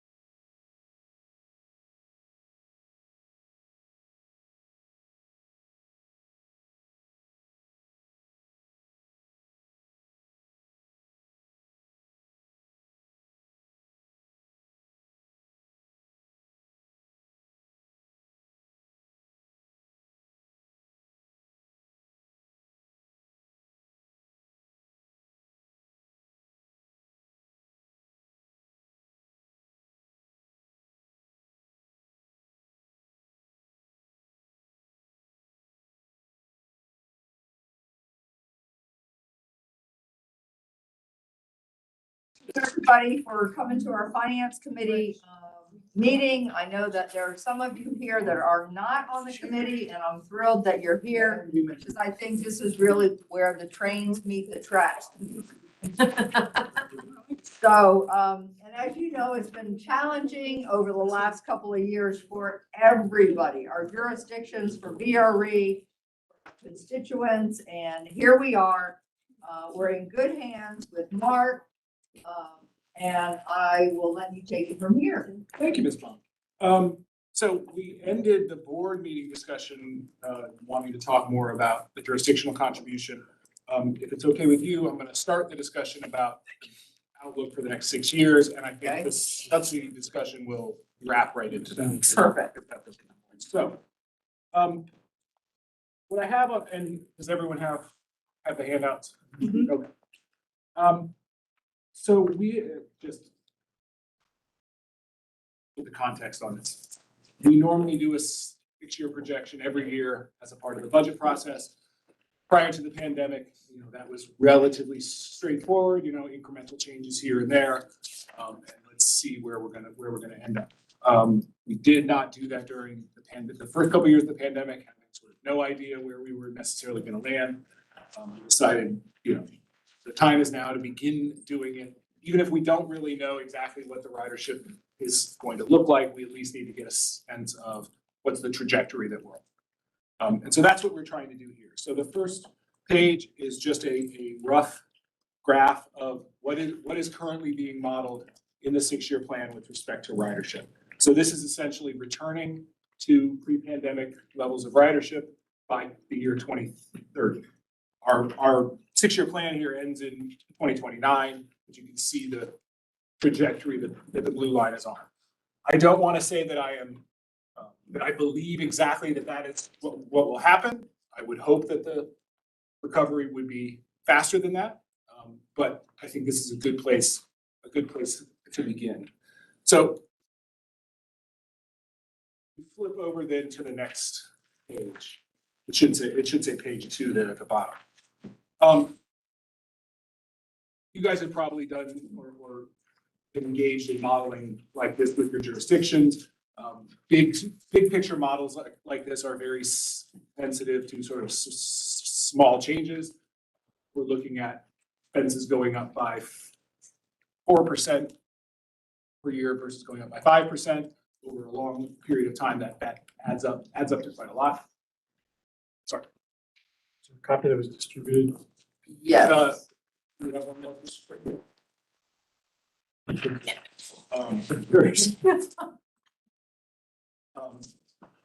By the same token, as we make increases to the fares or as we make increases to the jurisdictional contribution, those accrue and compound over time as well. What we're showing here, again, sort of in like a baseline projection, is that these annual cost increases that we're looking at right now that are in the range of 6 to 8% are going to normalize, not come down to where they were pre-pandemic, which was really in more the 2 to 3% range, but somewhere in the 3 to 4% range. That assumption can be stress tested, can be criticized. We don't know exactly where expenses for these things will necessarily land, but that's what we're modeling here. As far as So on that, the 3 to 4% after the 6 to 8 in your modeling, how long did you project the 6 to 8, and when did you begin the 3 to 4? Really going back, definitely the coming year, fiscal 24, is still at the elevated rates, and say 25 and beyond, returning more to the regular. Okay, perfect. Thank you. But we'll talk a little bit afterwards in the next item about the expenses, and you'll see, probably ask Alex to talk a little bit about that. The escalations that we're seeing for Keolis, for the host railroads for the coming year are very large, are in that, 8%-ish kind of range. So then thinking about the passenger fares and thinking about the jurisdictional contribution, and this ties right into the discussion we were having, discussions that we've had at the previous meetings. We do need to return to regular increases in the passenger fares in order to keep up with costs. And this model does at the moment assumes that we are starting at 18.3 million for the total jurisdictional contribution in fiscal 24, and then periodically increasing that in the future going forward. Other revenues in the model, things like state operating assistance, for example, are generally flat. We generally do not project increases in those, which is not to say historically those things have tended to grow. We have tended to get improved support from the state, but we don't want to model that right off the bat. And we're also assuming that the average fare, as I think we talked about during the pandemic, our average fare per trip has been elevated as a result of the pandemic. People not traveling as many times per month, maybe the return of ridership happening more from longer distance trips. But again, we're assuming that within this period that also normalizes and returns to sort of where we were before. Notwithstanding the fact that we're also putting in some fare increases. So put all of that together, what you get is by fiscal 29, and I don't want you to like, if I say something's, $15 million, it's probably not exactly $15 million, especially when we're looking out, Sure. 5 years. But, if we take these kinds of assumptions, by 2029, we are still looking at a sort of structural deficit in terms of still having to rely on the pandemic relief money. But the trajectory of that deficit is heading in the right direction. It's getting smaller every year. So by 29, you're talking about a deficit of $14 million relative to an operating budget that's probably $140 million. So again, if we can get ridership growth like this or better, we are still needing that pandemic relief, but the trajectory is one of more sustainability. And of course, if the ridership comes back more quickly than that, then we achieve that sustainability more quickly. If the ridership is less than what we're modeling here, then the issues are magnified. So what we've talked about a number of times in this little chart here at the bottom is how would we be backfilling that sort of annual deficit with the pandemic relief money that we have. So as I think we've mentioned, we are drawing down the very last of our CARES money in this year, fiscal 23, and the projected deficit for the rest of this year, we are going to be moving on to the rescue plan money. And we have $117 million worth of rescue plan money. So, the runway for those funds is relatively long. We would project to be spending those by, say, fiscal 27, and we would move at the end on to the CRISA. But again, all of these things rely on growth in passenger fares, growth in ridership, and also growth in the jurisdictional contribution. So if, for example, if we do have a discussion about changes to where we're looking at the proposed contribution for 24, again, in the short run, we have a good amount of the pandemic relief money, but that will, if we come down to a lower number, that again is going to sort of compound over time and make us use up the runway in the pandemic relief money. So I got a question for Mike. Is the projection of other revenues generally flat or slight increase in your view a correct assumption to make? Are there anything coming down the pike that we should be aware of, or issues coming down the pike that we should be aware of? State, federal? Federal level, I would actually say the biggest driver of what could happen here is return to work. Oh, absolutely. If there's a return to work policy, because they get free, when I was in Capitol Hill, we got free transit. And I think that's why you've seen,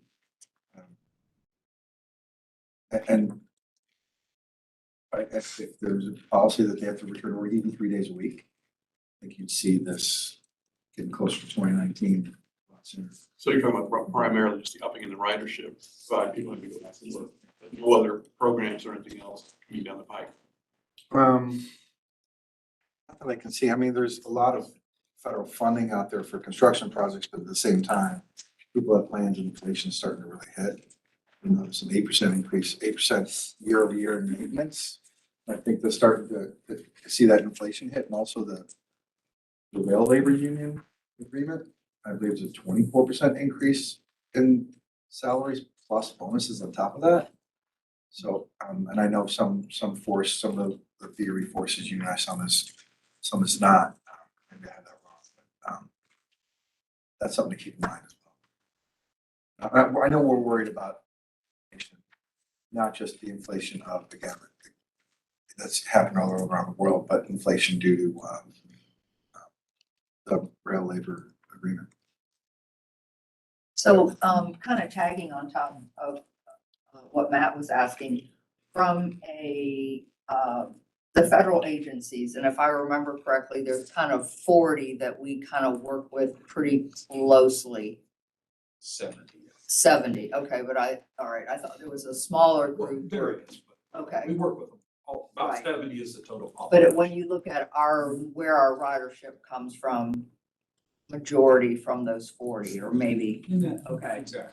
So with those agencies right now, are all those people still teleworking all week, or haven't enough yes. of them moved to 3 days a week, or no? No, you're thinking of the state government. I am. 4 days a week. And some DOD. I'm not familiar with DOD, but the people we work with at FRA and FTA, most of them are remote. I think they report to work like 1 day of like a pay period, which is, I think the federal government only get paid once a month. Yeah. Does that sound familiar? We've had some recent conversations with a couple of departments, Uh-huh. specifically related to things like benefits, for example. And they've confirmed, I know, talking to Mark, that they're still all at remote work. That they have not returned at all to the GS. And is there any conversation with that? I mean, there was an article in the Wall Street that saying that they believe that a lot of employers will look back and go, how much productivity did we really get out of our employees? And, might be pulling back on that. But anyway, who are you? I was answering a question. Well, can I follow up on your question? Sure. Because now we're shifting to the issue of, okay, everything's gonna stay relatively flat unless the ridership comes back to the federal employees. When we looked at the projections we have now for ridership, did we take into consideration the hot lanes are being extended, the 66 improvements? We know that transit bus service is it's already back and growing compared to us. All these are gonna impact ridership. Have we looked at that and how impactful that's going to be, that people may be shifting some of their time either back to cars or making it easier back to buses up here in Northern Virginia, et cetera? I can tell you that when the state conducted these corridor studies, 95 was one of them. You might remember. Yep. We had some meetings 2 or 3 years ago. Done like 6. We did 64, 81. That for the most part, once you construct new lanes, whether it be tolled or 3 lanes, within a few years, 5 years, the congestion's back to where it was, if not worse. So, and I think congestion is a main driver of getting people on the rails, because you're just tired of being a trap. I mean, people ask, why are you building these new lanes of these new 3rd and 4th tracks? Have you driven 95? And people would say, oh, because you're tired of just being stuck on 95 or 66 or whatever the case might be. So, yeah, there might be some short-term impacts. People, and you might say, oh, FredEx, but after a while, you just, when I leave here on Friday afternoon, I have to go back to Richmond. If this meeting goes past 1 o'clock, it's torture. Even with the toll lanes going that way. Well, that's also, the issue is, we're now looking at on 66 and 95, increasing bus service and transit service up the corridor, trying to get people off, either looking at dedicated lanes, doing dedicated off and things like that. I'm just wondering, looking forward, where are we in regards to that? I mean, that's the biggest thing right now we're talking about at PRTC and others, is the fact that we're going to probably be running bus services now up the major corridors. I don't know if I answered that. the answer to your question is yes. Absolutely, we're looking at it. We have started, we have, as part of our updated system plan, we're looking at demand forecasts. We're looking at that type of stuff. We're not at a point in that process to produce, I'll just say, results that say this is what the projection is for the next 10 years. This is going to continue to be ongoing. I think what Mark is using in terms of ridership projection is a little bit of this and a little bit of that and a little bit of that, and trying to essentially produce a trajectory. I mean, like we talked about today, our ridership isn't, it's still on an upward trajectory, albeit kind of shallow, and it's not backsliding yet. So we're using a bunch of things. And then on top of that, more of a robust demand forecast. But I also want to go back to the federal workforce piece here real quick. Back to Supervisor Bonke's original. So we have this universe of 70 federal agencies, and they're frankly just all over the place.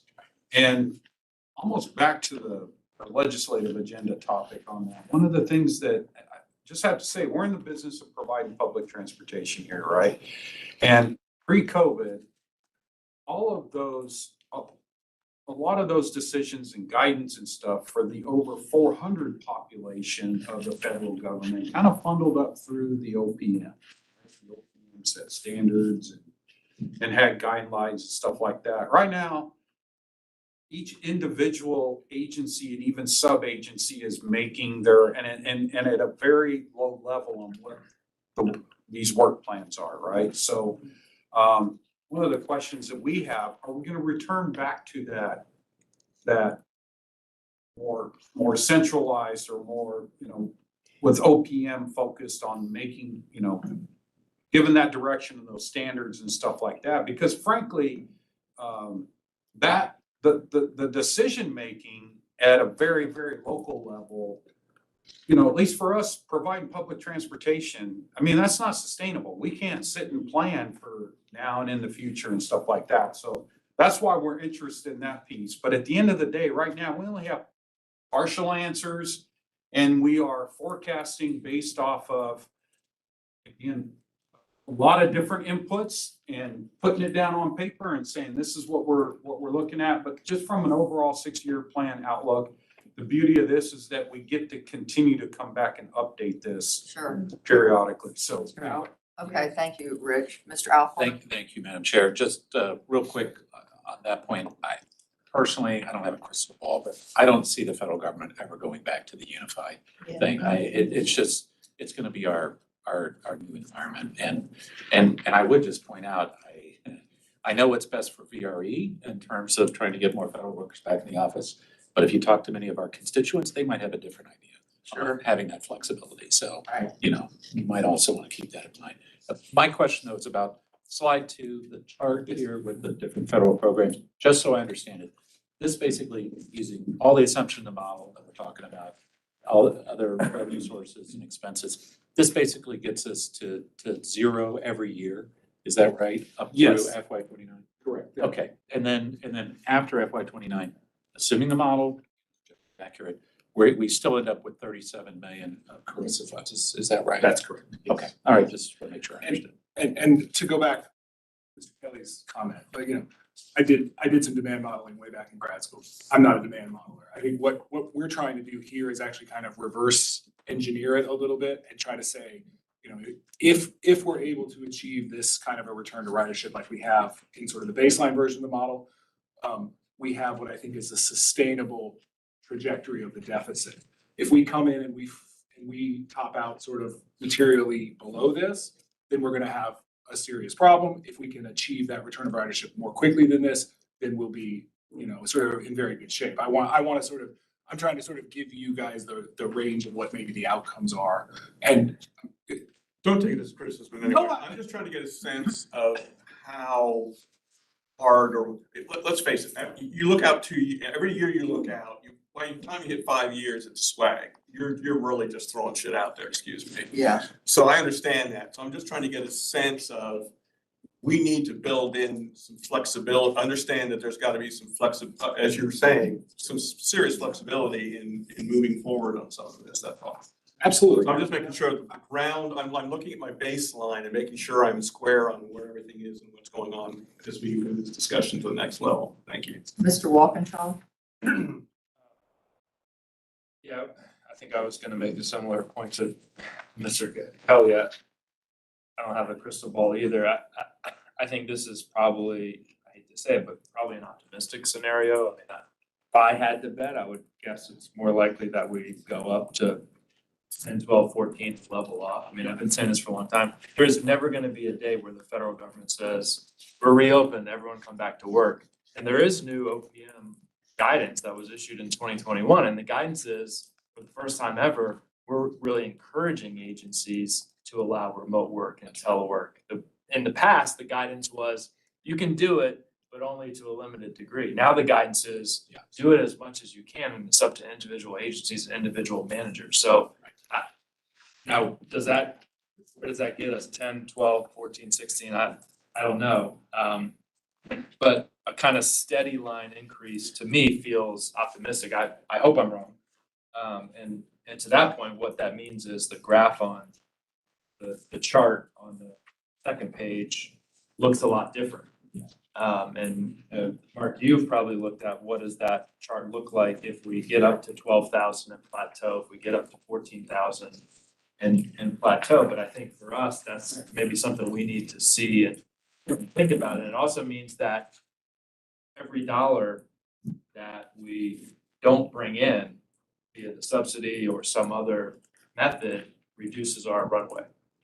And we have to spend down our existing money faster. Right, I think without doing the math, right? Yeah. What I think you would see is, so, okay, let's say that we get up to 2026 and we sort of flatline, like you were saying, at 12,000. Then, so the bold number there at the bottom of is sort of the gap that has to be filled, right? That number is gonna become structural then at that point. Yeah. Because the costs are gonna continue to increase just through normal inflation and things like that. So So you again, got a $22 million gap moving forward if you plateau. super round numbers, Yeah, yeah. Sure. Yes. Just to follow up on that briefly, and this is something, Metro's talking about this, everybody's trying to figure this out. I think Supervisor Walkinshaw's right. We're gonna plateau at something below probably our February 2020 ridership. But I expect we will continue to see slight increases over time. So basically, at some point, it's gonna get to basically the background growth in the economy. And that ridership will continue. So this graph might be similar, but it's just flatter. So it may be 2039, by the time we get back to 2020 ridership, instead of this. So anyway, that's the kind of the way I'm looking at it. So I think, I'm sorry, was there someone else? No, please. Oh, Mike. And not necessarily countering James, because on the federal government stuff, I might agree with you there, but traveling 995 corridor a lot, there's a lot of development happening in the VRE territories that could maybe take the place of this growth that might be from the federal government otherwise coming back from work. So there's a lot of clearing going on along 95 and even taking the rail to the Amtrak train. There's so Not to, I think that's right, although the one thing I would say, I went back and looked at the ridership trends from pre-pandemic. And one of the things that surprised me, maybe to Mr. Kelly's point about different options that people had, is that the ridership from the south, even in spite of the massive population growth they had been slowly declining over the last 3 to 5 years before the pandemic. There were slightly fewer riders from Fredericksburg than there were in 2019 than there were in 2015, 16, and 17, despite the incredible development and growth that's happened. So there are other factors working. I think broadly over time as the population grows, you'll see an increase, but it's not necessarily a straight line over the next 5 years. Yeah, and I think the other big factor, even though, Lori and I were talking on the way up here just about the growth in our communities, it just continues. And then you look at all the lots that have already been approved maybe not platted yet, and we've got 5,000 in Stafford County. You know, and we've already done quote down zoning last year.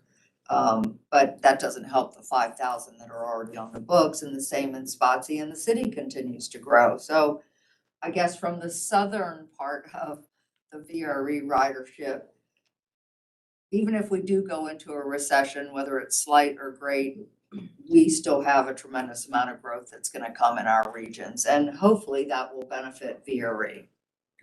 Comment, a quick question, and I'll get to the next page, I guess. I'm assuming that these projections are based on just continuing to run our current level, maybe adding each year, or running basically the current model we have for train. We're not talking about making any, at this point, there's nothing in here about changing the types of services we provide. Yeah, there's no weekends service or things like that.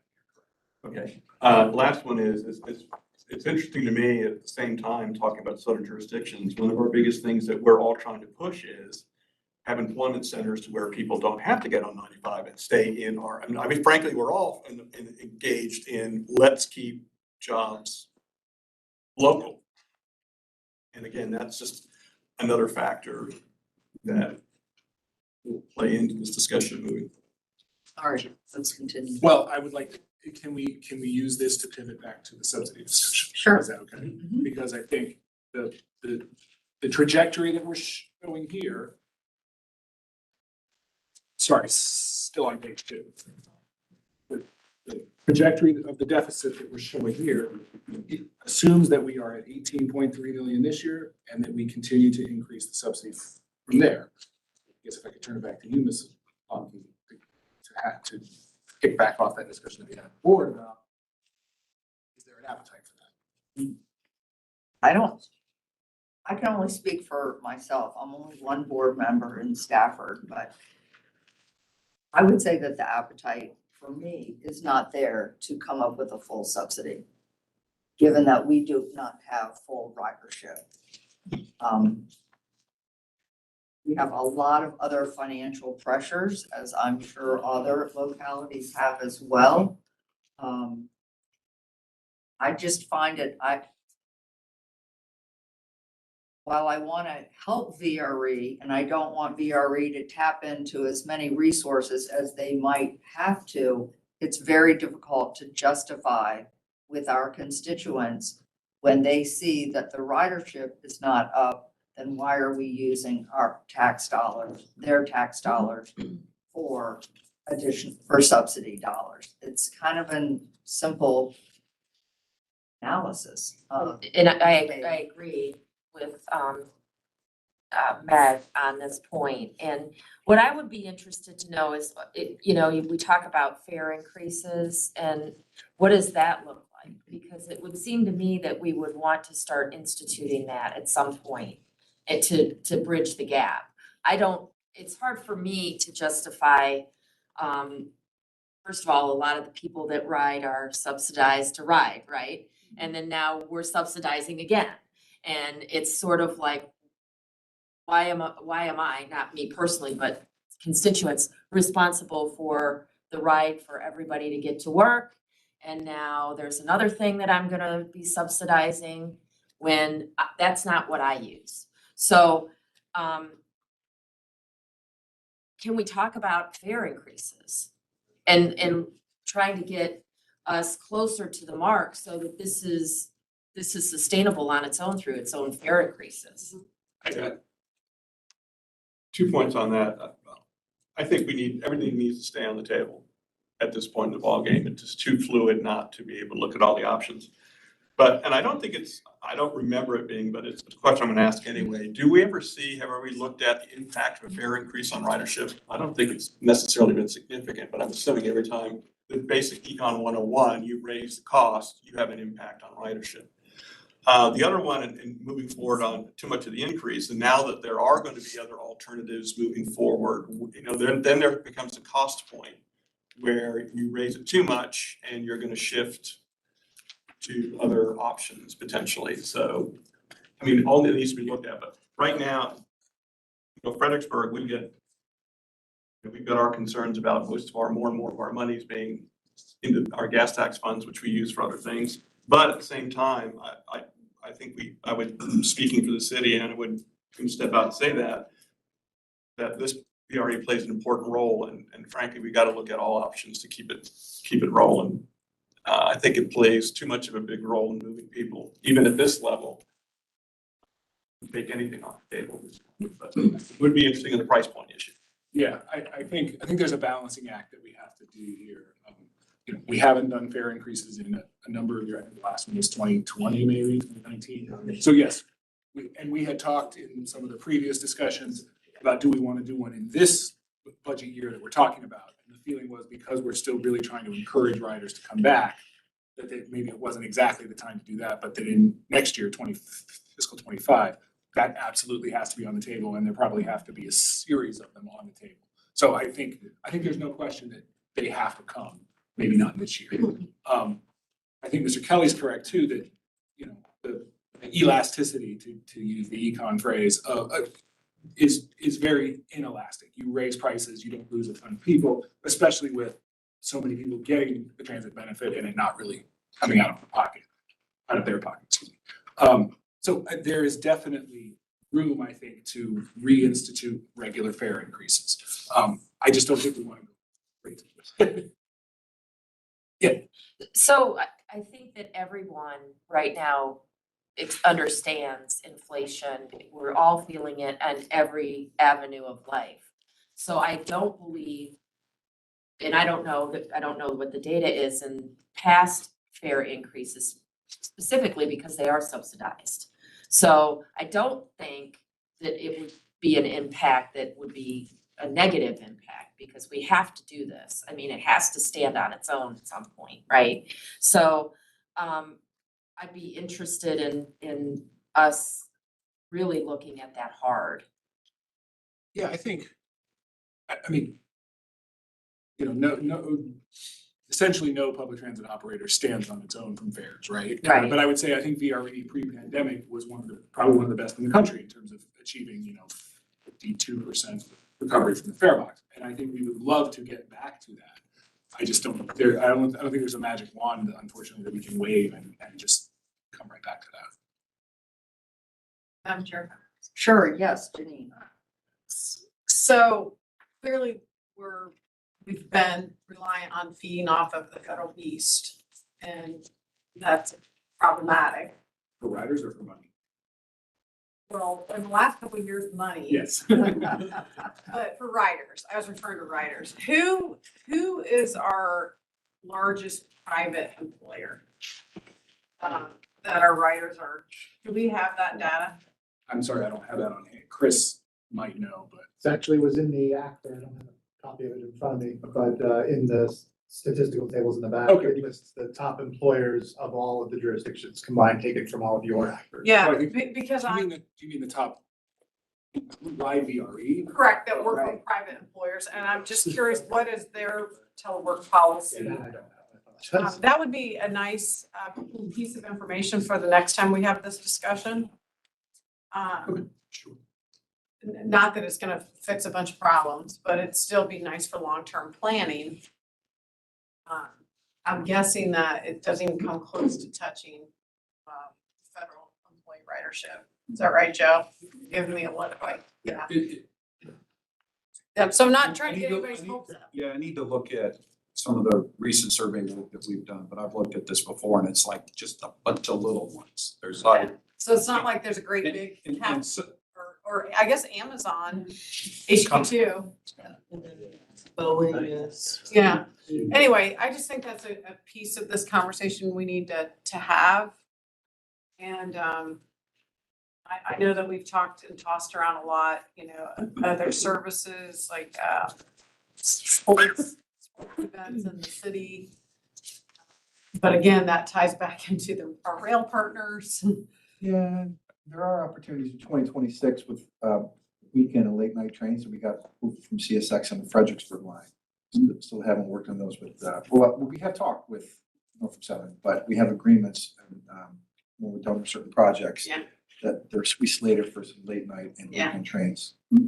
Okay, but the last point I'll make, if I can, Madam Chair, is So if I recall correctly, Mark, we do not have strong restrictions on CARES or ARPA like we did at our localities. Like a lot of our ARPA and Right, CARES is one-time funding and COVID measures, whatnot. So to highlight Bree and Meg's points, I would prefer, I mean, it's kind of like robbing Peter to pay Paul with our federal riders. So we can dip into these Fed funds to offset our operational expenses, right? Without going back to our localities and raising subsidies or, I mean, is that? That's what we did last year and this year. Right. Correct, absolutely. So, and in fact, I was just gonna lay the question on the table if I could, because, you know, my staff recommendation is that we come in at the 18.3 million. Because I think we need to retain as much of the runway here as we can on the federal funds. But I understand that there are other pressures. I think in the short run, if we reduce the subsidy contribution for 24, we will survive it. It just, you know, may make things So a you're little saying harder in the long. 18.3 for subsidy? I'm sorry? You mean 18.3 18.3 for the total Okay. high for the subsidy. But if it is the guidance of the board or that we need to consider to have a different number in the budget, to just have that discussion now. Mr. Alcorn? So last year, actually, I was the one who raised Yes, this you question. did. You were. Exactly this question. And, you know, I was also looking at the federal funds, the runway and all that. So when we did it for the current fiscal year, we basically went halfway in terms of restoring the subsidy, halfway from where we had been the previous year. Roughly, yeah. So roughly half. So, and at the time, we were talking about just using that single year as a transition from basically, you know, the use that we have been using the federal funds to going back to pre-pandemic full jurisdictional subsidy. So one of the things we might consider is a longer taper, if you will, so that we don't go all the way back to full jurisdictional subsidy, but, you know, instead of, like, maybe we take another half step back, something like that. So go from roughly 50% increase to 75% or however that. I'll just to put the very rough numbers on it, for fiscal 22, the total jurisdictional contribution was approximately $5 million. Then for fiscal 23, the year we're doing right now, it's about $13 million. So maybe instead of going to 18, maybe we split the difference. It's very true. I mean, I don't want to shorten the runway, but seeing, this is the first time I've seen the Carissa numbers that extended out that far. So that does change my thinking a little bit about, you know, ending it completely in terms of assistance on our jurisdictional subsidies. And then the other thing is, this is federal money that is for recovery. So, I mean, certainly reducing our subsidies is a way to assist in that recovery as well, especially as ridership is down. So I would be certainly very open to just extending that return to normal jurisdictional subsidy. And I don't think, if we just do it one more year or maybe 2 years, I don't know. I would like to see sort of how that does affect the model in terms of run out of money, but at this point, it looks like FY 2029, again, with probably too optimistic assumptions on ridership, you know, but even then, you know, we may still have a little bit of money. But not if your 50,000 housing units get built in Fairfax County. But very few near VRA stations. Oh. We're already, I'm sorry, just a process point. You know, we're already planning to get you guys updated information about the results of the survey prior to the December meeting. We can put out some additional information if that would be helpful as well. Sorry. No, that's fine. So you're showing, even going under the current plan, you're showing a balance remaining after 2029, Chris spent 37.1 million. Yes, sir. Do you have any idea or plans of what that money would be used for? Because again, if we use it for one thing, what are we not using it for? I want to make sure I understand. I would project it in which is not on here, that the structural deficit would still be there. It would hopefully be smaller, so we would continue to need to use it into 2030. Like, so, I mean, basically, you're looking at this CRISA fund to basically cover deficits. That's about the only plans right now that we have for this month. Yes. If we recover more quickly, if we're not having to use them for the deficits, then sure, we will find capital projects for it. Well, that's what I was trying to get at. Is there something that you don't want to just go totally out here and then shortchanging something farther out down the road? That's all I want to make sure we understand. So we never have these conversations for some reason. We always get, this is what we're going to do and this is why we're going to do it. We never talk about what we're not doing because we've. But the FDA has made it very clear that that is the primary usage of these, is to ensure that your existing service doesn't go. Okay. Madam Chair, can I follow? Yes. Sorry, one more follow-up on that, because earlier we were talking about, we're trying to do, late night weekend service, maybe a bid-based service. Here's a question, just kind of open-ended. Are we assuming that those would be financially neutral, or are we assuming that those would require additional subsidies? Sorry, 1 minute. Yes. I can't speak to what they require, but I can speak to the service plan, and then maybe Rich or somewhere, Mark can answer. But when we negotiated those slots, it was generally pre-pandemic, and we assumed they were additional trains on top of the current 8 round trips in each line going in and out. So with that, it's up to VRE to determine if it's funding and or if you want to trade a mix of, if you wanted to thin out any rush hour and replace that, I'll leave that up to, kind of rather put that on you guys. That might be a topic you might want to discuss. Do you want to keep with the current rush hour service and use some of those trains at nights and weekends, or do you want to add the nights and weekends on top of the current train service you have? Well, and I don't mean to open a Pandora's box with this discussion, but I misspoke. I said revenue neutral. I really meant cost neutral or net cost. My guess is that we're going to be looking at additional operating monies that are going to be required to make that happen. So to get to your point, there are other things going on. Yeah.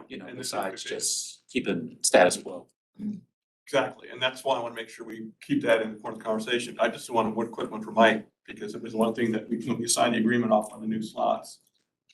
They had the clause in there about state being able to take our slots back.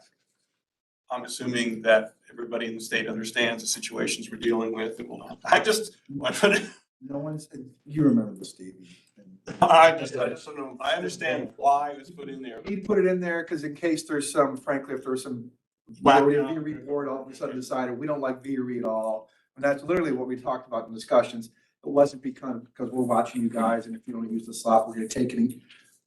Who else are we gonna give? If it was a long-term problem, we might look at a third party to give it to, but we have as long as I'm there, I have no intention of giving it away. We talked about it here, I'm fine with that. That's fine.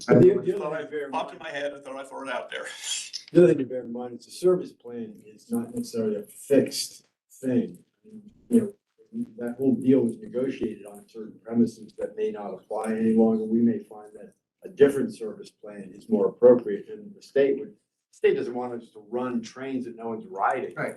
So we may end up amending the service plan, and so that would influence the cost question on these other trains that we might run. He said much more succinctly and better than what I was trying to do.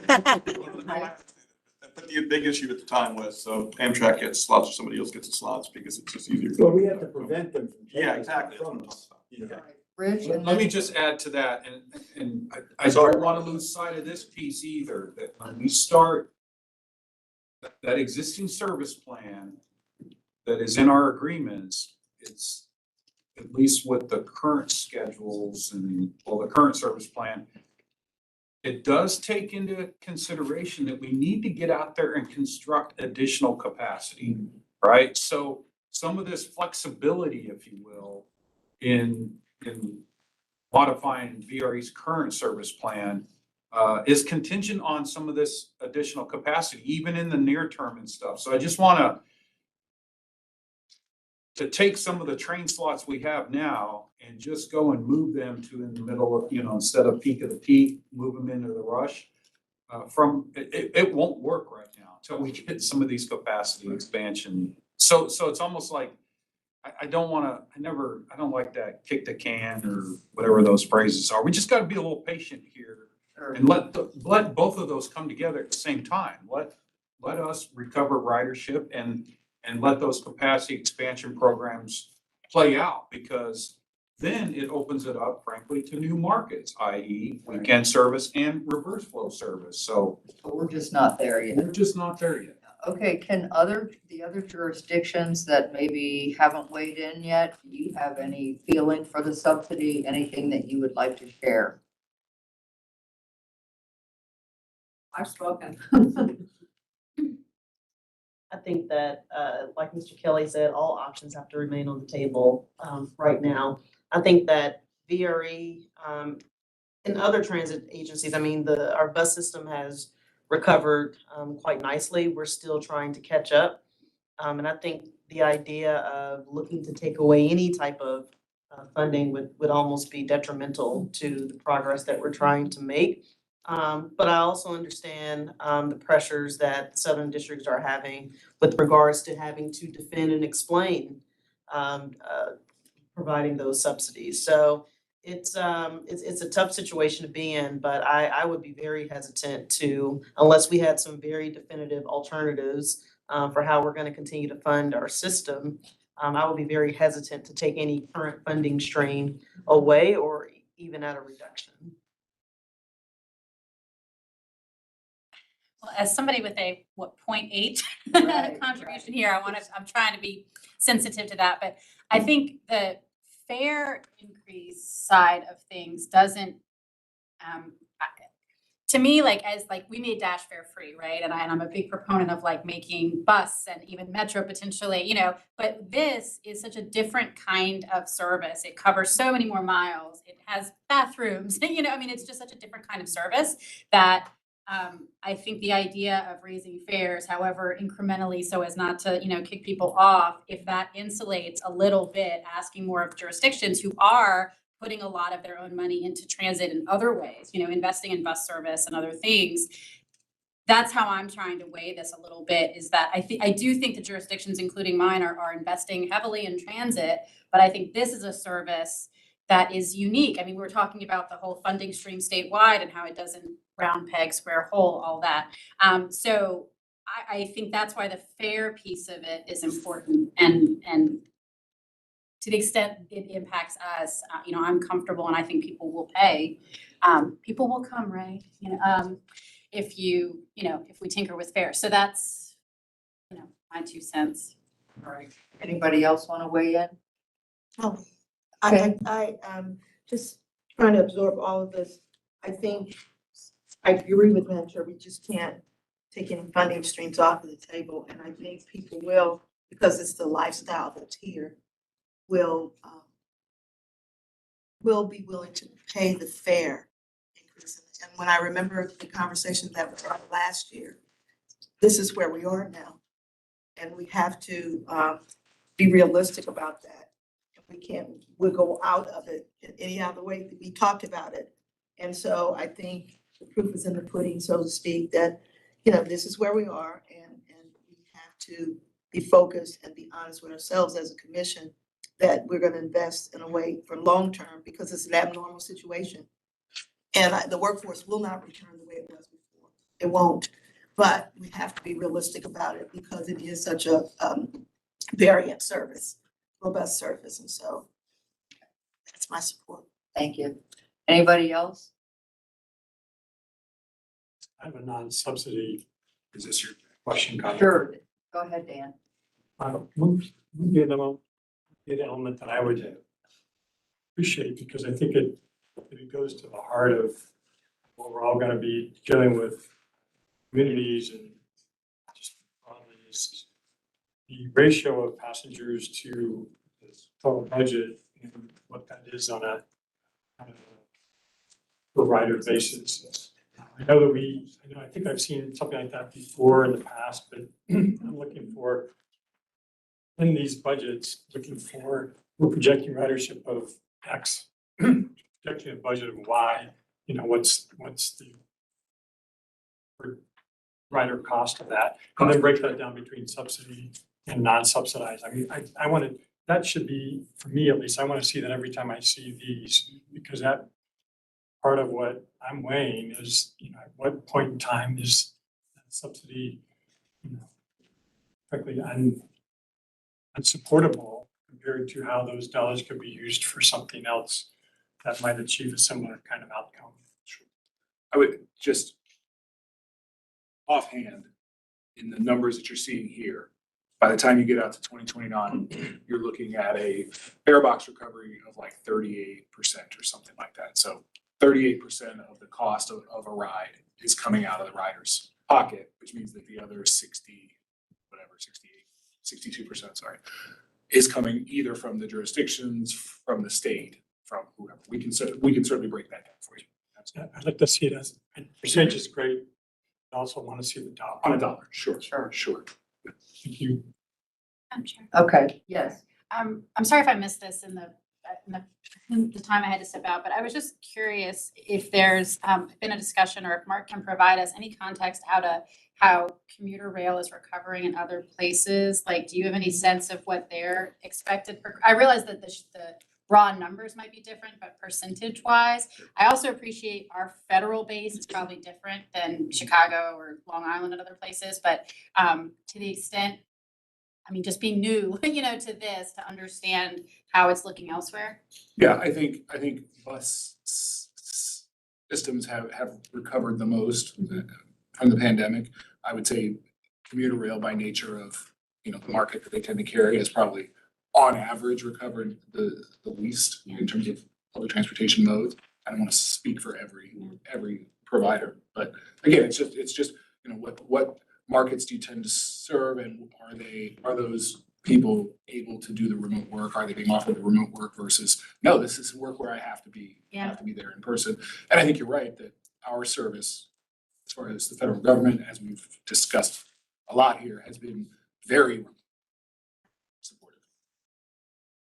Do those other commuter rail systems around the country, are they putting out similar, can we see how they're using their CARES funding and what, what percentages they're? I don't have that information, Rich. I don't know if, from talking to the other CEOs, you have a sense of. It would be quicker to get the ridership information, honestly. I'd have to look into that. I sit on a commuter rail committee and stuff. That's actually not even been asked for. No, I mean, how are you spending your CARES versus how are you spending your CARES? Because some of those they're not in the same organizational structure we are. They're directly attached to state government instead. We're a regional operation, so that's where it gets. The comparison wouldn't be the same. Yeah, the comparison, but the ridership would. I mean, the ridership, at least that would give us some information. I think that would be helpful. That's a good. We'll get that for you. Hopefully we can get that sooner rather than later. All right, Walter? Yeah. And then we're gonna move on. Yeah, thank you, Madam Chair. Just, I think regardless of what we do, I think with the subsidy next year, my guess is we're still gonna show a very long run.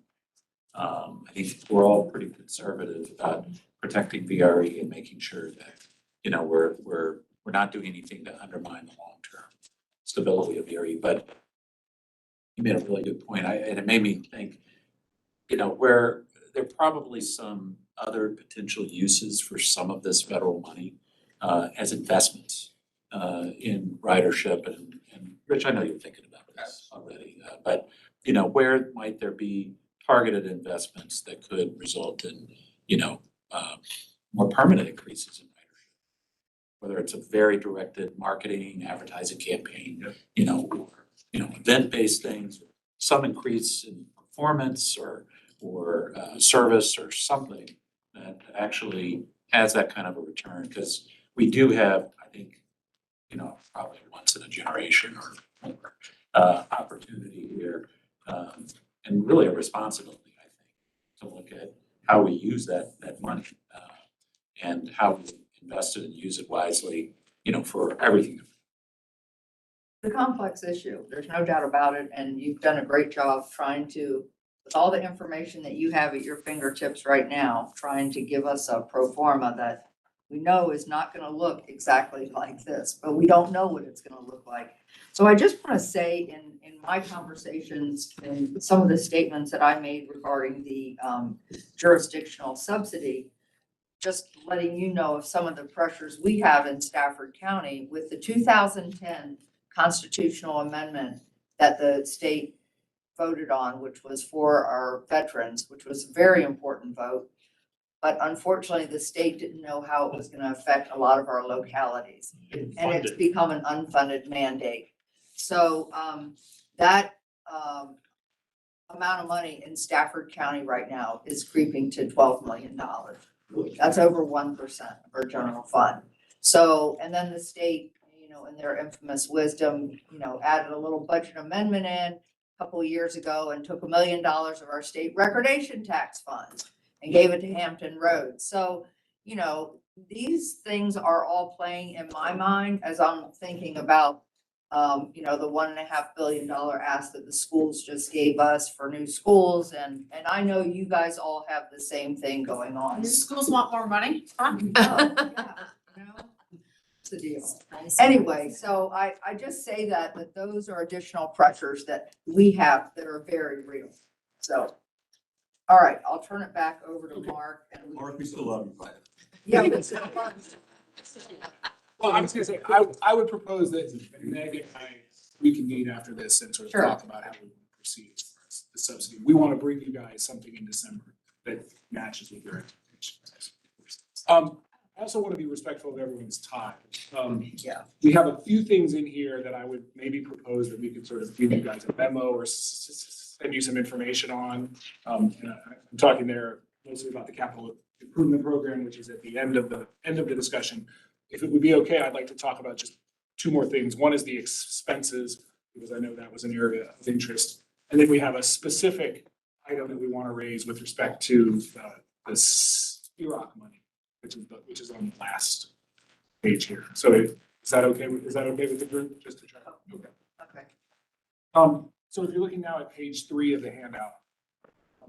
So page 3 and page 4 go together. Page three is sort of a roll-up of the different expense lines in the 2024 budget into sort of major categories. And then more of the detail is there on page 4. But the total is the same at the bottom. We're looking right now at an increase, at a year-over-year increase of about $4.2 million, which is about 4.5%. A lot of that is coming, as I said, out of the contracts that we have that are tied to escalation clauses. And the big one, of course, is the Keolis contract. Basically, about half of the overall increase in the budget is coming out of that contract, 2.1 million out of 4.2, averaging about an 8% increase from year to year. Yes, sir. Is that the 8% is by contract because of other things, or is that that's a formula that's getting? There are often a few little changes in terms of the scope, but by and large, it is tied to an escalation factor that's tied to the CPI. Yes. The host railroad access is also accounting for $1 million of that increase.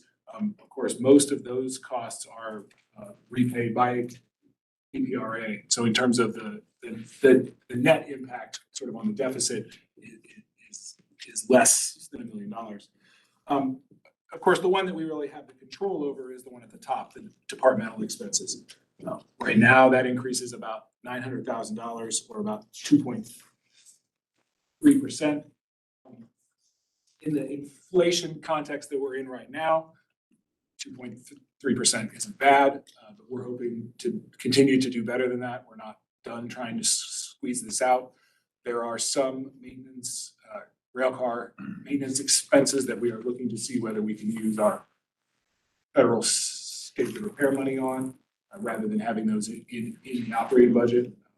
There's issues with Buy America and things like that. But if it appears that we'll be able to do that, we'll be able to move some of those costs out. Right now, we are projecting a diesel fuel price of $3.05 per gallon.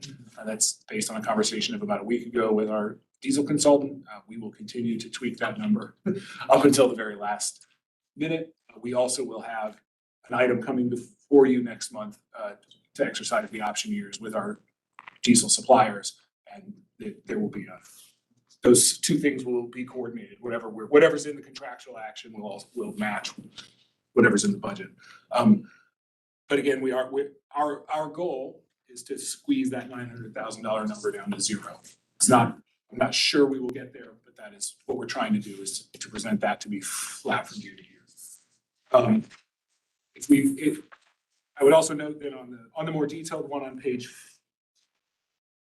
4, the yellow line at the bottom is those planned additional services that we've talked about, whether that is, filling the morning pole on the Manassas line, whether that's adding an additional round trip on the Fredericksburg line. We are not including those in the budget as of yet. I think what we're intending to do now, again, is wait a little longer, see how these things evolve, and then come back to you with an amended budget at the right time. One of the evolutions that I guess we're hoping will happen is we are intending to apply for some commuter choice money to potentially support those programs. So if that were successful and we were able to come back to you with a budget amendment that had both expenses and revenues, that would be. That's both missions, commuter choice. Yeah, it's the 395.95 commuter choice. So those are both commissions of that. Yes. So Mark, Yes. in looking at page 4, obviously there's a very robust increase and change in marketing. Marketing. Do we feel that we have not been done as much as we could have done? Where are we? Why is that number increased so much? Great question. I would say, and Rich, please jump in. In the pre-pandemic world, doing a bunch of marketing was a little bit counterproductive. Our most popular trains were full. So trying to throw additional people on those trains We had no space. Not yet. Standing room Didn't only. have space. We are in a new world now. We need to expand our market beyond the federal government employees. We need to just let people know that VRE exists. There's a lot of people that don't even know that. So this is where we were squeezing many departments in this process. This is one where we said, this one Yeah. needs a bump. So, Okay. Rich, I don't know if you want to add anything there. Now, will that be something that you all will be doing internally, or are you gonna be hiring, the Martin agency down in Richmond that does Geico's ads?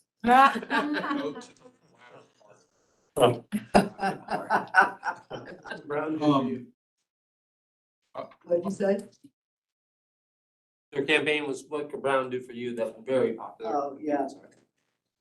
It's funny. This will be a combination of things. Please don't use a gecko. He's old. Okay, all right, we can come back to that, but in the essence of time, any other questions, anything else that pops up here that anybody else wants to ask about? Okay. If we could pop over to the very last page. We just gotta get Mike on 95 before 1. Yes. Exactly. That's the goal. Okay. Not 5 to 1. That's right. Okay. So just, I'll try to give a potted version of the history here. We started getting Iraq money, 15 million a year in fiscal 19. For fiscal 19, 20, and 21, we programmed those on essentially a cash basis for future capital projects. So 15 million for the Crystal City Station, 30 million for the LaFont Station and the 4th track. Okay. Over here, then, we have been putting federal money, we've been programming our federal state of repair money for projects that we know are coming at Washington Union Terminal, where it's essentially a joint project, sometimes with VRE and Amtrak, sometimes VRE, Mark and Amtrak, in order to refurbish that station. We've had a challenge with one of the projects, the rehab, is it track 22? Track 22, thank you. I want to get that wrong. Where Amtrak had gotten federal money for half of the project. And then it was not possible for us to bring in our federal money on the other half because you would end up having too much federal money. So we've been going back and forth with them on this for a long time.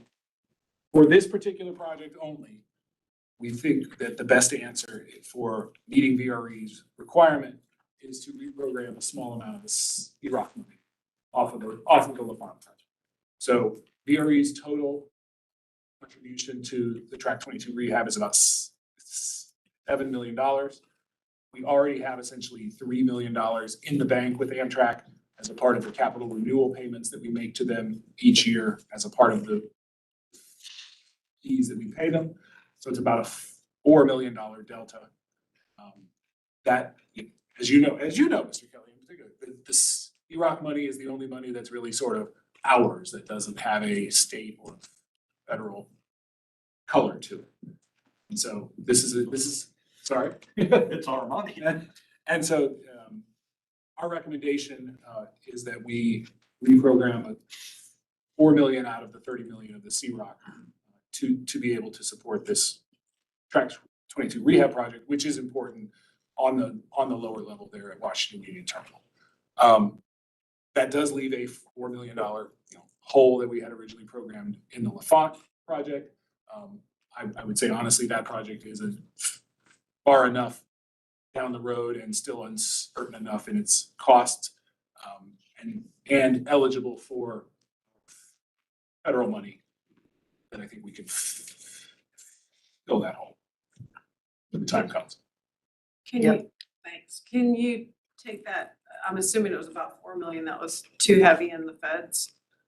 And like you said that Yeah. it violated the CROC regs. No, I'm sorry. You can only have a certain amount of federal money on a federally funded project. And so Amtrak had their money, and then they're looking for essentially a match. Okay. And we're trying to bring our match in, which is also federal money. Okay. And that's the problem. So it wasn't a state funding. No. Or But CROC. so if we're able to bring in CROC money, which has no connection to the federal money, Right. then that works. It's Matt's money.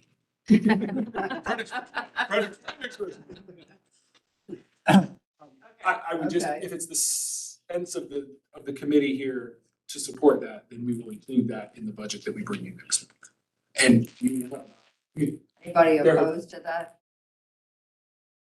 Let me just add, the good thing is the project's almost done.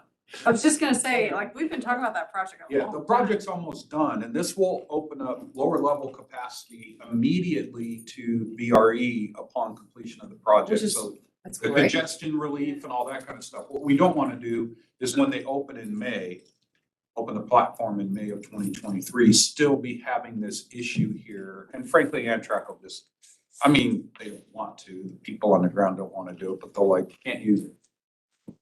Okay. Anyway, so Yep. it's an opportunity here. then we will bring that as part of the budget next month.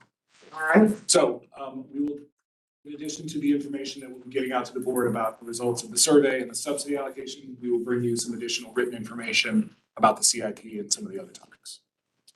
All right, sounds good. Anything else? So we're looking Matt. for memos from us. Yes. Over the course of the next several weeks with a lot of this information. Mr. Acorn, can I put you on the spot? Alcorn. Alcorn, excuse me. I didn't call you Acorn? Yeah, I did. I'm sorry. You want to please broach the topic, because I would like to see if there's interest in having that conversation. I mean, I don't want to go into that. The master agreement and funding. Yes, what is the timeline on a review for that? Is that scheduled or is that as requested by the operation? I think it came and went.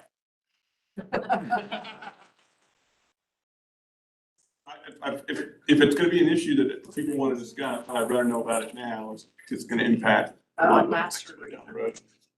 There is no schedule. These, when the majority of you want to take a look at it. If you want to take it out, we take it out, so. Yeah. I'm advising you, he's a tough one to debate.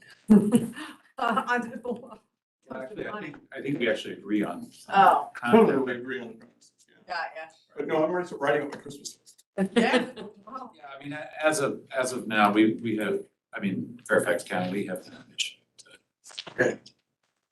But if somebody else, you know, I don't want to debate them.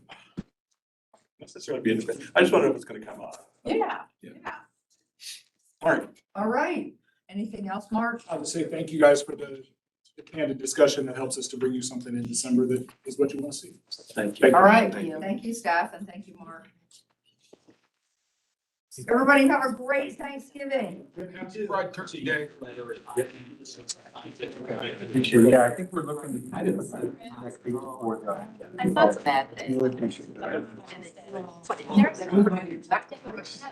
Never know. Not yet, okay. No. There is an update.